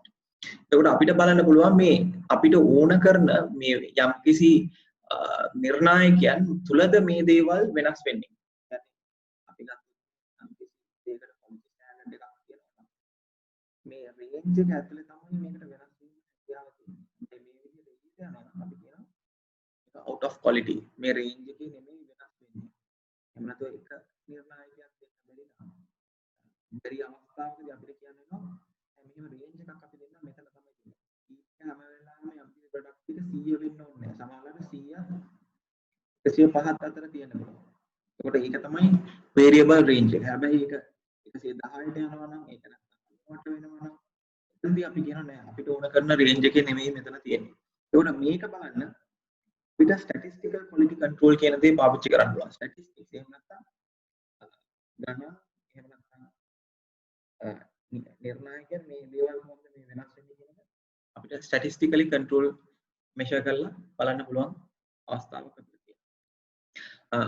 මම කතා කරා මේ cost of quality කියන එක ගැන. cost of qualities හතරක් තියෙනවා. internal failure cost, external failure cost, ඒ වගේම appraisal cost, ඒ වගේම prevention cost.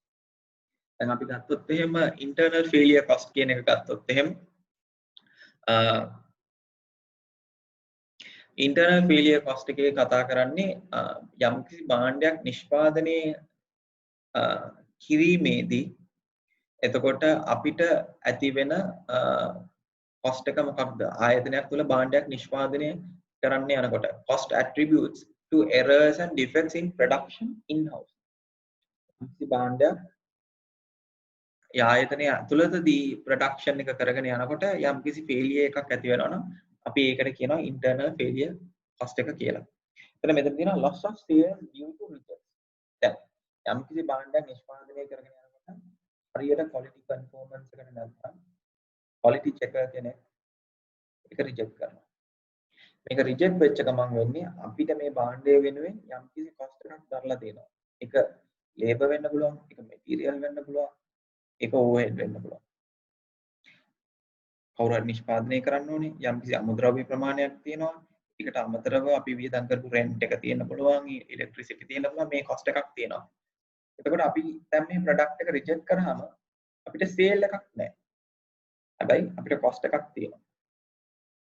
එතකොට මේ වියදම අපි දරා ගන්න ඕනේ. එහෙම නැත්නම් ඉතුරු වෙලා තියෙනවා. අපි යම්කිසි භාණ්ඩ ප්‍රමාණයක් විකුණන්න හිටියනම් ඒ දේවල් වලින් තමයි අපිට මේක cover කරගන්න වෙන්නේ. Loss of sales due to downgrades or scraps. Downgrade කරාම වෙන්නේ අපි 100ට විකුණන්න හිටියනම් දැන් විකුණන්න වෙන්නේ 40ට. scrap කරොත් එහෙම වෙන්නේ අපි 100ට විකුණන්න හිටියා අපිට මේ සමහරවිට රුපියල් 10ක් වගේ ගන්න පුළුවන්. scrap value එක. cost of rework.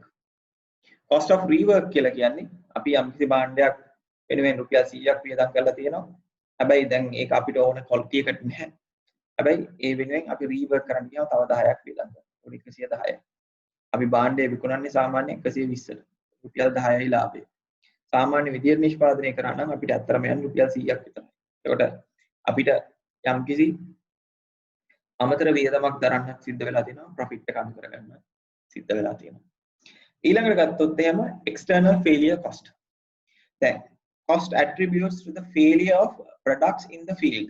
එතකොට යම්කිසි භාණ්ඩයක් production process එකෙන් එළියට ගිහිල්ලා ආයතනයේ එළියට ගිහිල්ලා customer ගාවට යනකොට එහෙම නැත්නම් ඒ අතරතුර කාලයේදී යම්කිසි විදියකට දරන්න සිද්ධ වෙන යම්කිසි වියදමක් තියෙනවා නම් අපිට ඒකට කියන්න පුළුවන් external failure cost. Cost of claims and guarantees, cost of discounts and recalls, legal and compensation cost, cost of loss of goodwill. Loss of goodwill වෙන්න පුළුවන් මෙන්න මේ කරුණු තුනම හින්දා. මේ තුනම හින්දා අපිට මෙන්න මේක නැති වෙලා යන්න පුළුවන්. Claims and guarantees. Claims and guarantees කියන්නේ අපි යම්කිසි භාණ්ඩයක් සපයලා අපි ඒක හරි විදියට හරි quality එකට සපයලා නැත්තම් කස්ටමර් කෙනෙක් ඇවිල්ලා කියන්න පුළුවන් මේ භාණ්ඩේ හරි නෑ මට මේකට සල්ලි දෙන්න නැත්නම් මේකට තව භාණ්ඩයක් දෙන්න. සල්ලි දෙන එකයි භාණ්ඩයක් දෙන එකයි අතර වෙනස තමයි මම භාණ්ඩයක් කස්ටමර් කෙනෙක් රුපියල් 100ක් දීලා භාණ්ඩයක් ගන්නවා. ඊට පස්සේ එයා ඇවිල්ලා කියනවා මේ භාණ්ඩේ හොඳ නෑ. ඊළඟට මට තව අලුත් එකක් දෙන්න කියලා. ඒකට අපි එයාට තව එකක් දෙනවා. සේල් එකක් හැටියට අපි රුපියල් 100යි දීලා තියෙන්නේ. හැබැයි cost එකක් හැටියට අපි product cost දෙකක් දීලා තියෙනවා මේ රුපියල් 100 සේල් එකට. ඒකට claims guarantees ඒ වගේ දේවල් ආවම අපිට සිද්ධ වෙනවා එක භාණ්ඩයකට තව භාණ්ඩයක් එහෙම නැත්නම් මුදල් ප්‍රමාණයක් දෙන්න. discounts and recalls වල තියෙන දේ තමයි අපිට high quality product එකක් දෙන්න බැරි වුණොත් එහෙම ඒ ස්ටෑන්ඩඩ් එකට දී ගන්න බැරි වෙනවනම් අපිට discount එකක් දෙන්න වෙයි. යම් මිල අඩු කිරීමක් සිද්ධ වෙනවා. recalls කරනවා කියලා කියන්නේ හරි quality එකට නැත්නම් ඒ භාණ්ඩේ නැවත අරගෙන ඇවිල්ලා ඒක නැවත නිෂ්පාදනය කරලා එහෙම නැත්නම් යම්කිසි වැරද්දක් තියෙනවා නම් ඒ වැරද්ද හදලා නැවතත් මාකට් එකට දාන්න පුළුවන්. එතකොටත් එතන අපිට යම්කිසි cost එකක් තියෙනවා. legal and compensation cost. කලින් කිව්වා වගේ අපිට මොකක් හරි නීතිමය ප්‍රශ්නයක් ඇති වුණොත් එහෙම අපි වර්ධිකාරය බවට පත් වෙනොත් ආයතනයේ කියන දේ වර්ධිකාරය බවට පත් වුණොත් අපිට ඒකට වන්දි ගෙවන්න සිද්ධ වෙනවා. මේ වන්දි ගෙවීමත් එක්කත් එක අපිට නඩු ගාස්තු තියෙනවා, ලෝයර්ස්ලට ගෙවන්න තියෙනවා, වන්දි ගෙවන්න වෙනවා. ඒක ඉතා විශාල වියදමක්, ඉතා විශාල කාලයක් යනවා. මේ දේවල් සියලු දේවල් තුනම සිද්ධ වෙන්නේ මාකට් එක ඇතුලේ. මේ දේවල් මාකට් එක ඇතුලේදී එහෙම නැත්නම් මාකට් එකේදී සිද්ධ වෙනකොට ඒ දේවල් පබ්ලික් නිවුස් බවට පත් වෙනවා. සමාජයේ ජනයා දැනගන්න තොරතුරු බවට පත් වෙන්න පුළුවන්. මේ දේවල් නිසා මෙන්න මේකට අපිට යම්කිසි හානියක් සිද්ධ වෙනවා. goodwill අපේ goodwill එකට යම්කිසි එහෙම නැත්නම් අපිට යම්කිසි නමක් තිබුණා නම් අපිට හොඳ කීර්ති නාමයක් තිබුණා නම් කීර්ති නාමයට හානි සිද්ධ වෙන්න පුළුවන්. ආයතනයේ ඇතුළත සිද්ධ වුනහම තියෙන දේ තමයි අපිට මේ දේවල් ආයතනයේ පිටතට යන්න දෙන්නේ නැතුව නවත්වාගෙන ඒ quality එක අපිට maintain කරලා එළියට දාන්න පුළුවන්. හැබැයි අපි quality එක maintain කරන්නේ නැතුව එළියට දීලා එතනදී ප්‍රශ්නයක් ඇති වුණොත් එහෙම අපිට වියදමක් වගේම අපේ කීර්ති නාමයටත් යම්කිසි ප්‍රශ්නයක් ඇති වෙනවා. ආයතනයක කීර්ති නාමය එක දවසින් ගොඩ නැගෙන්නේ නැහැ. ආයතනයක කීර්ති නාමය ගොඩ නගන්න අවුරුදු 10ක් සමහරවිට අවුරුදු 5ක් ඒ වගේ කාලෙකින් ගොඩ නගන්න පුළුවන්. හැබැයි හොඳ කීර්ති නාමයක් හැමෝම දන්න නමක් බවට පත් වෙන්න සමහරවිට සමහර ආයතන වලට අවුරුදු 30 40 යන්නත් පුළුවන්. සමහර කට්ටියට අවුරුදු 10 වෙන්නත් පුළුවන්. එතකොට මේ වගේ තියෙන තැනකදී යම්කිසි එක වැරද්දක් ඉඳන් අපිට සිද්ධ වෙනවා මේ මුළු කීර්ති නාමයම නැති කරගන්න. ඊළඟට තියෙන දේ තමයි මේ appraisal cost. Cost of evaluation, measuring and inspecting for quality in house and in the field. appraise කරනවා කියලා කියන්නේ අපිට හොයලා බලලා කරන්න පුළුවන්, මැනලා බලන්න පුළුවන්. Cost of evaluation, measuring and inspecting quality in house. එතකොට අපිට මේ internal failure එකක් හරි external failure එකක් හරි අපිට පුළුවන්කම තියෙනවා මේ quality එක check කරලා බලන්න. ඒකට අපිට quality එක check කරන්න පුළුවන් දැන් ටිකක් තමයි යම්කිසි production process එකක් යනකොට අපි කියනවා මෙන්න production process එක අපිට මෙතෙන් ඕනේ quality check එක. භාණ්ඩය raw materials ඇවිල්ලා භාණ්ඩය warehouse එකට යන්න කලින් අපි කියනවා මෙන්න මෙතනදී quality එක check කරන්න ඕනේ. එතකොට මේ පුද්ගලයාට යම්කිසි වේදමක් අපිට ගන්න සිද්ධ වෙනවා. එයාට පඩි ගෙවන්න ඕනේ, යවන්න නඩත්තු කරන්න ඕනේ. ඒක අපි කියනවා quality of inspecting. Cost of quality rating. එතකොට අපිට සමහරවිට අපේ භාණ්ඩයේ ආයතනයේ quality rating එකක් අපිට ගන්න. එහෙම නැත්නම් ESO වෙන්න පුළුවන්. මොකක් හරි quality rating එකක් අපි ගන්නවා නම් අපිට ඒක maintain කරන්න අපිට cost එකක් යනවා. Cost of equipment used for quality appraisal. දැන් මෙතන quality checker කෙනෙක් ඉන්නවා නම් quality checker ට quality එක check කරන්න අපිට equipment තරම් දෙන්න වෙයි. එතකොට මෙයා මොකද check කරන්නේ? අපේ ආයතනයේ යම්කිසි භාණ්ඩයක් සම්බන්ධයෙන් નિયમિત quality එකක් තියනවද? ඒක check කරන්න අපි යම්කිසි වියදමක් ගන්නවා නම් අපි කියනවා ඒකට යම්කිසි මොන හරි භාණ්ඩයක් ලබා දෙනවා නම් cost of equipment quality. දැන් මෙතන තියෙන දේ තමයි quality එක හොඳ වෙන්නත් පුළුවන් නරක වෙන්නත් පුළුවන්. ඒකට අපි ඒක හොයලා බලලා යම්කිසි වෙනසක් ඇති කරන එක තමයි මෙතනදී කරන්නේ. එතනින් වෙන්නේ internal failure cost එකක් හරි external failure cost එකක් හරි ඇති වෙනවා නම් අපි ඒක නවත්වා ගන්න තමයි මෙතනදී අපි try කරන්නේ. අන්තිමට තියෙනවා prevention cost. Cost of planning, designing, maintaining quality controls and assurance program. මේ prevention cost එක තමයි වැදගත් වෙන්නේ. මේක cost එකකටත් වඩා මේක ඇත්තටම investment එකක් කියලා කියන්න පුළුවන්. එතකොට අපිට පුළුවන්කම තියෙනවා අපේ මුළු program එකම එහෙම නැත්නම් organization එකේ මුළු process එකම plan කරන්න. අපි quality එක කොතනද check කරන්න ඕනේ? quality එක කොයි වගේ දෙයකින් maintain කරන්න ඕනේ? එතකොට අපිට quality එක plan කරන්න පුළුවන්. Cost of training and development. දැන් අපි කියනවා මෙතන internal failure cost තියෙනවා, external failure cost තියෙනවා. අපිට පුළුවන්කම තියෙනවා employees ලා වැඩ කරන කට්ටියව train කරන්න. වැඩ කරන කට්ටියව ට්‍රේන් කරන්න පුළුවන් නම් අපිට පුළුවන්කම හම්බෙනවා ඒගොල්ලන්ගේ ස්කිල් එක ඩෙවලොප් කරන්න. ඒගොල්ලන්ගේ ස්කිල් එක ඩෙවලොප් කරපු ගමන් ඒගොල්ලන්ගේ අතින් සිද්ධ වෙන වැරදි ඒගොල්ලන්ගේ අතින් සිද්ධ වෙන අඩුපාඩු ඒ දේවල් සේරම මග හරවා ගන්න පුළුවන්. ඊළඟට වෙන්ඩර් ඉවැලුවේෂන්. අපි වෙන්ඩර් ඉවැලුවේෂන් කියලා කියන්නේ. වෙන්ඩර්ස්ලා කියන්නේ සප්ලයර්ස්ලා. සප්ලයර්ස්ලා තමයි රෝ මැටීරියල් මෙයාගේ රෝ මැටීරියල් හොඳද නරකද කියලා අපි බලන්නේ නැතුව අපේ ප්‍රොඩක්ෂන් ප්‍රොසෙස් එකේ වැඩිපුරම ඇති වෙන්නේ. දැන් අපි කිරිගොබියෙක් ඉන්නවනම් කිරිගොබියා කිරි ටික ගෙනල්ලා දුන්නාම අපි බලනවා ආයතනය බලනවා කොච්චර වතුර ප්‍රමාණයක් තියෙනවද. එතකොට වතුර ප්‍රමාණය වැඩි නම් අපි ඒ කිරි ප්‍රමාණය ගන්නෙ නැහැ. යම් කිසි ස්ටෑන්ඩඩ් එකක් තියෙනවා. එතකොට හාල් ගෙනාවහම නැත්නම් වී ගබඩාවට වී අරන් ආවහම අපි බලනවා ඒකේ වී වල කොච්චර වතුර ප්‍රමාණයක් තියෙනවද. එතකොට යම් කිසි වතුර ප්‍රමාණයක් තියෙන්නත් ඕනි. ඒක වැඩිපුර තිබුණොත් එහෙම ගන්නෙ නැහැ. මොකද ගබඩා කරලා තියෙනකොට කුස් කන්න බලනවා. වතුර වැඩිපුර තියෙනවා. ඒකට අපි මොකද මේ වෙන්ඩර් ඉවැලුවේෂන්. ඒතර සමහරවිට අපි හිතමු ඕගැනික් රෙස්ටොරන්ට් එකක් කියලා. ඕගැනික් ඒ කියන්නේ කිසිම කෘෂි රසායන ද්‍රව්‍ය දාන්නේ නැති රෙස්ටොරන්ට් එකක් කරගන්නවා. එතකොට මෙයාට මේ ආයතනෙට ගිහලා වෙන්ඩර් ඉවැලුවේෂන් එකක් කරන්න ඕනි. එතකොට මේ එළවලු වගා කරන ගොවියා එයාගේ අල කැරට් වගා කරනකොට කෘෂි රසායන දානවා. මොකද අපි කස්ටමර්ස්ලාට කියලා තියෙනවා අපි ඕගැනික් ෆාම් එකක්. අපේ quality of design and quality of conformance එක තියෙන්නේ no organic no pesticides no fertilizer අපි කිසිම chemical දෙයක් දාන්නේ නැහැ සේරම organic දේවල් තියෙන්නේ. එතකොට අපිට ඊළඟට බලන්න quality audits ආයතනයේ ඇතුළත වෙන්න පුළුවන් ආයතනයේ පිටත වෙන්න පුළුවන් අපිට quality audit එකක් කරන්න පුළුවන්. සමහරවිට කස්ටමර්ස්ලාත් එක්ක කතා කරන්න පුළුවන්. සමහරවිට සප්ලයර්ස්ලාත් එක්ක වෙන්න පුළුවන්.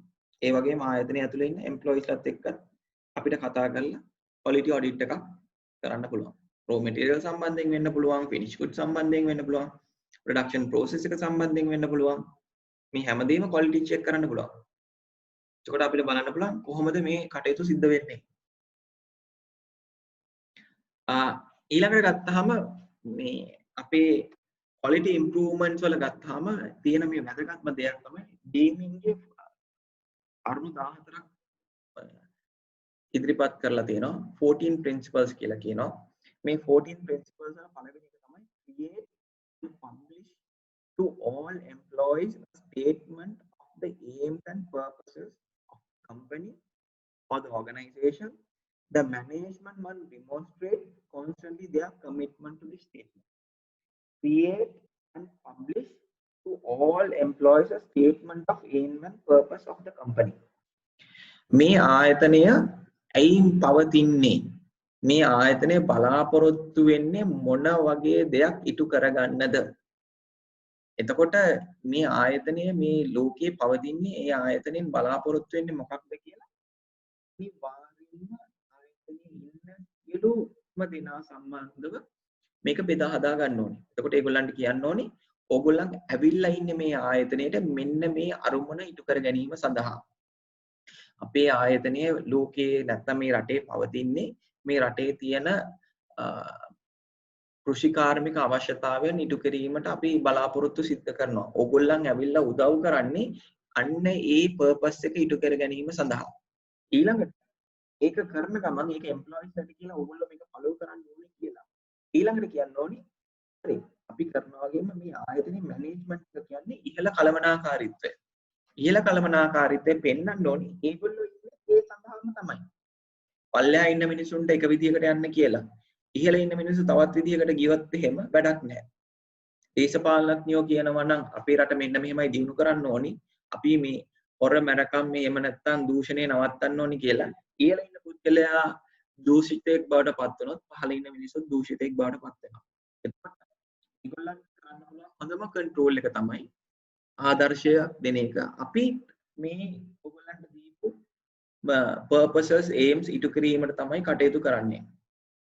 Learn the new philosophy of management and everybody. මොකද මේ new philosophy එක?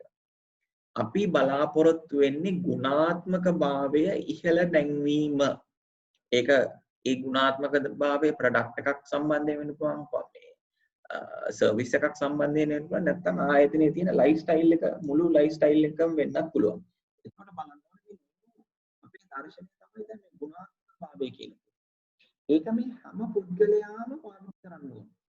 හැම පුද්ගලයාම මේක ඉගෙන ගන්න ඕනේ. මොකද්ද මේ ක්වොලිටි කියන්නේ? ක්වොලිටි කියන්නේ කොස්ට් එකක්ද? ක්වොලිටි කියන්නේ ඉන්වෙස්ට්මන්ට් එකක්ද? ක්වොලිටි කියන්නේ ලයිෆ් ස්ටයිල් එකක්ද? මේක හැමෝම ප්‍රැක්ටිස් කරන්න ඕනේ. ඒකට එහෙම කළොත් තමයි අපිට පුළුවන් වෙන්නේ ආයතනයේ ටෝටල් ක්වොලිටි එක වැඩි කරගන්න. Understand the purpose of inspection for improvement of processes and reduction of cost. ඉන්ස්පෙක්ට් කරන එක්කෙනා පොලිස් කාරෙක්ද?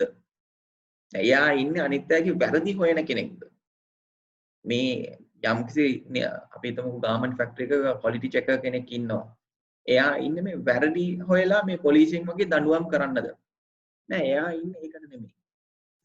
එයා ඉන්නේ මෙතනින් එහාට යම්කිසි භාණ්ඩයක් යනවා නම් එයා හරියට ක්වොලිටි එක චෙක් කරේ නැත්නම් තමන්ට නැති වෙන්නේ පඩියක්වත් බෝනස් එකක්වත් නෙමෙයි. තමන්ට නැති වෙන්නේ ආයතනයේ තියෙන කීර්ති නාමය. එතකොට ඒක තමයි මෙයා චෙක් කරන්නේ. අපි හොඳ භාණ්ඩයක්ද මේ එළියට දාන්නේ. ඊළඟට කතා කරන්නේ යම්කිසි ක්‍රියාවලියක් තියෙනවා නම් ක්‍රියාවලිය වේගවත් කරන්නේ කොහොමද? ක්‍රියාවලිය කියන වියදම අඩු කරගන්නේ කොහොමද? සමහරවිට අලුතෙන් මැෂින් එකක් ගෙනල්ලා දාන්න පුළුවන් වෙයි. සමහරවිට කර කර හිටපු රස්සාව අයින් කරලා නැත්නම් ජොබ් එක අයින් කරලා වෙන ජොබ් එකක් හම්බ වෙන්න පුළුවන්. එතකොට මේ දේවල් අපි සිද්ධ කරන්නේ. මේ දේවල් සිද්ධ කරන්නේ අපි හැම වෙලාවෙම බලන්නේ ක්වොලිටි එක ඉම්ප්‍රූව් කරගන්න. මේ ක්වොලිටි එක ඉම්ප්‍රූව් කර ගැනීම සඳහා තමයි අපි මේ සියලු කටයුතු සිද්ධ කරන්නේ. In the practice of awarding businesses on the basis of price tag alone. එතකොට අපි බලන්නේ awarding a business යම් පුද්ගලයෙක්ට ව්‍යාපාරයක් ට්‍රාන්සැක්ෂන් එකක් මොකක් හරි යම්කිසි කටයුත්තක් ලබා දෙනවා නම් අපි බලන එකම මිල කියන දේ. අපි මේ මිල කියන දේ හැමදේම තීරණය කිරීමට තෝරාගන්නේ නැතුව අපි තව දේවල් බලන්න ඕනේ. ක්වොලිටි එක කියන්නේ ප්‍රයිස් එකෙන් නෙමෙයි තීරණය වෙන්නේ. අර බාල භාණ්ඩ මිල අඩු භාණ්ඩවල හිල් 100ක් තියෙනවා කියනවා වගේ හැම වෙලාවෙම මිල අඩු වෙනකොට ක්වොලිටි එක අඩු වෙන්නේ නැහැ. එතකොට අපි බලන්න ඕනේ මිලද හැම වෙලාවෙම තියෙන්න ඕනි ප්‍රධානම සාධකය. ක්වොලිටි එක කියන්නේ මිලෙන්ද තීරණය වෙන්නේ. එතකොට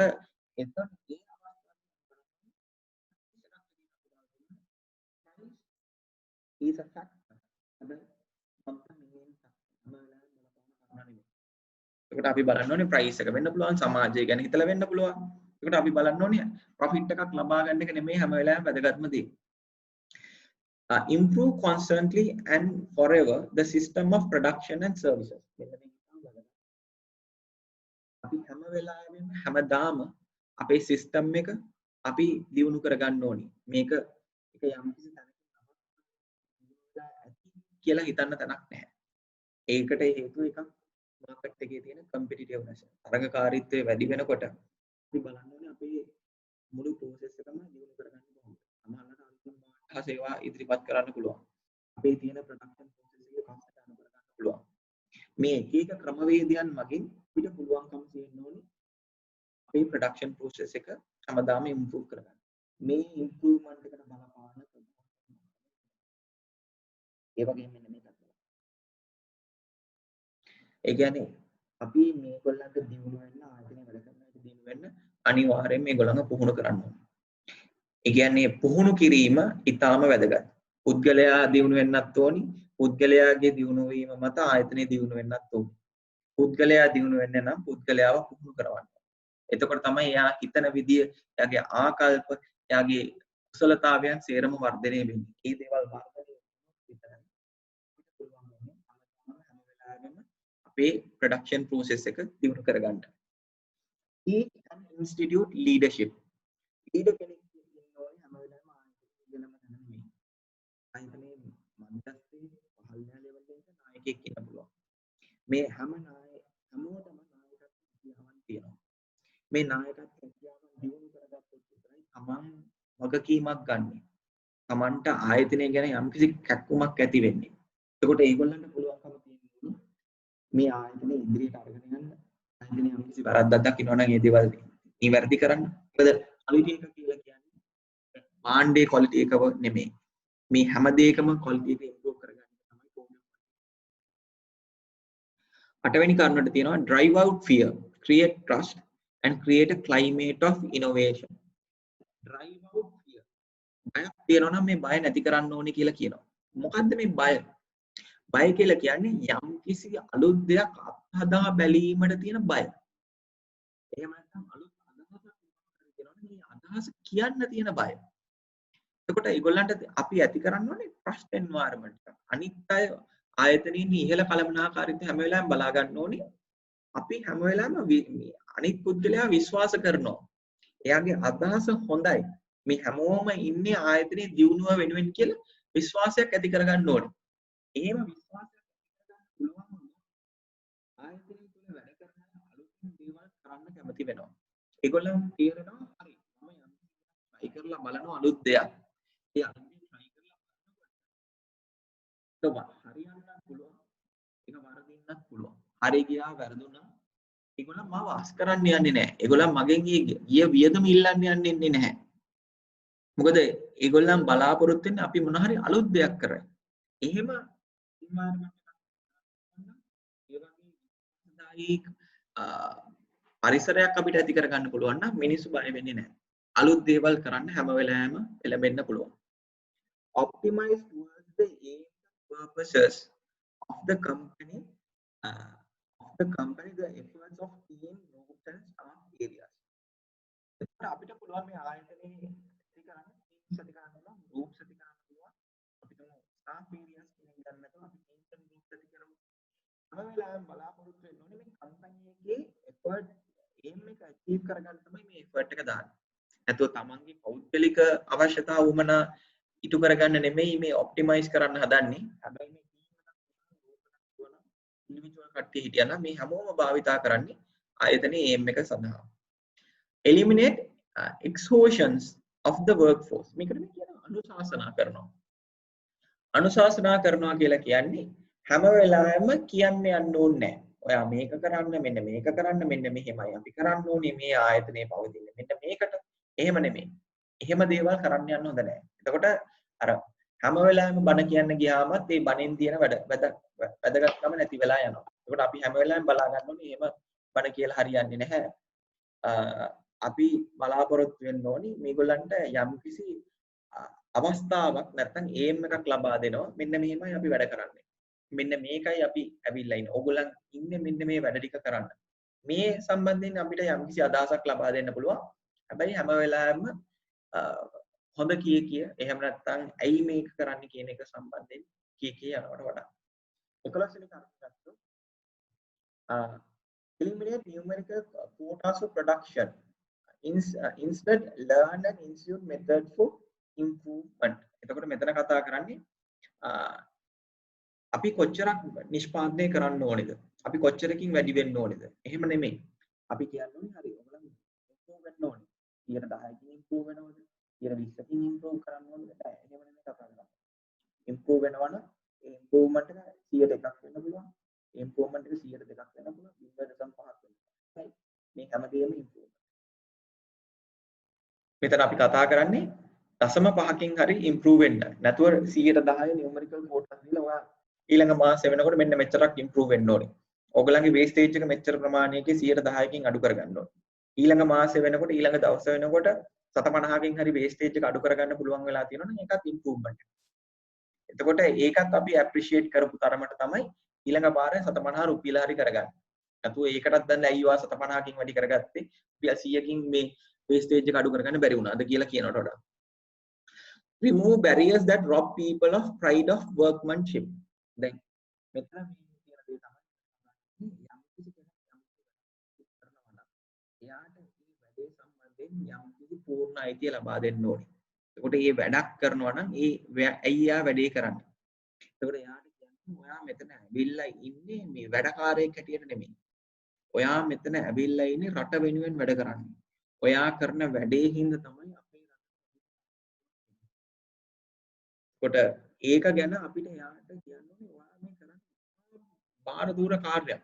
ෆැක්ටරි එකක වැඩ කරනවා වෙන්න පුළුවන්, වේටර් කෙනෙක් වෙන්න පුළුවන්, සර්විස් එකක් දෙන කෙනෙක් වෙන්න පුළුවන්. කියන්න පුළුවන්. වේටර් කෙනෙක්ට කියන්න පුළුවන් වෙනවනේ. ඔයා තමයි මේ ඕගනයිසේෂන් එකේ ඉන්නේ ෆේස් එක. ඔයා තමයි හැම වෙලාවෙම ගිහලා කස්ටමර් කෙනෙක් එක්ක කතා කරන්නේ. ඔයා ගිහිල්ලා හරියට වැඩේ කරේ නැති වුණොත් එහෙම අපේ ආයතනය කඩාගෙන වැටෙනවා. දැන් එයාට තේරුම් කරලා දෙන්න ඕනි ඔයාගේ තියෙන වැදගත්කම. ආයතනය ගන්න අඩුම පඩිම ගන්න පුද්ගලයා වෙන්නත් පුළුවන්. හැබැයි එයා තමයි මේ ඕගනයිසේෂන් එක රිප්‍රසන්ට් කරන්නේ කස්ටමර් කෙනෙක් ඉස්සරහා. ඒකට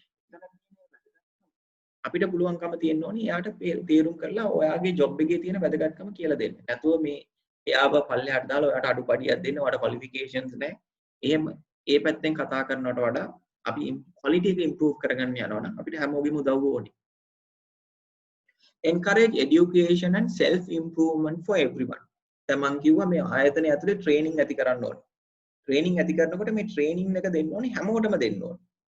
එතකොට එහෙම නැතුව මේ තෝරාගත් පිරිසකට නෙමෙයි. සමහරවිට ට්‍රේනින් දෙනවා මේ CEO එන්නේ ට්‍රේනින් වලට පල්ලෙහා ඉන්න කට්ටියට විතරයි ට්‍රේනින් ඕනි. නෑ. ආයතනයේ ඉහළ ඉඳලා පල්ලෙහා ඉන්න හැම පුද්ගලයාම ඉගෙන ගන්න ඕනේ.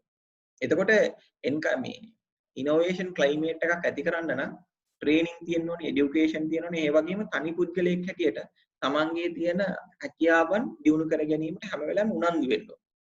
ඒකට ට්‍රේනින් ඉන්ස්ටිටියුට් එකක් තියෙන ඒ අවස්ථාවන් අපිට දෙන තැනක තමයි අපි දකින්නේ ඉහළ යනවා. එහෙම නැත්නම් වර්ධනයක් අපි දකිනවා. Take action to accomplish the transformation. එතකොට අපි බලනවා quality transformation එකක් ඇති කරගන්න නම් අපිට වමනාව තියෙන අනිවාර්යයෙන්ම කතා කරලා plan කරලා විතරක් මදි. අපි මෙන්න මේ පාර්ට් එක කරන්නත් ඕනේ. actions ගන්නත් ඕනේ. අපිට actions ගත්තොත් විතරයි පුළුවන්කම හම්බෙන්නේ මෙන්න මේක ඉටු කරගන්න. එතකොට මේ actions ගන්නවා නම් අපිට පුළුවන් අන්තිමේදී අපේ quality එක වර්ධනය කරගන්න. හරි. බොහොම ස්තුතියි ලෙක්චර් එකට සම්බන්ධ වුණාට.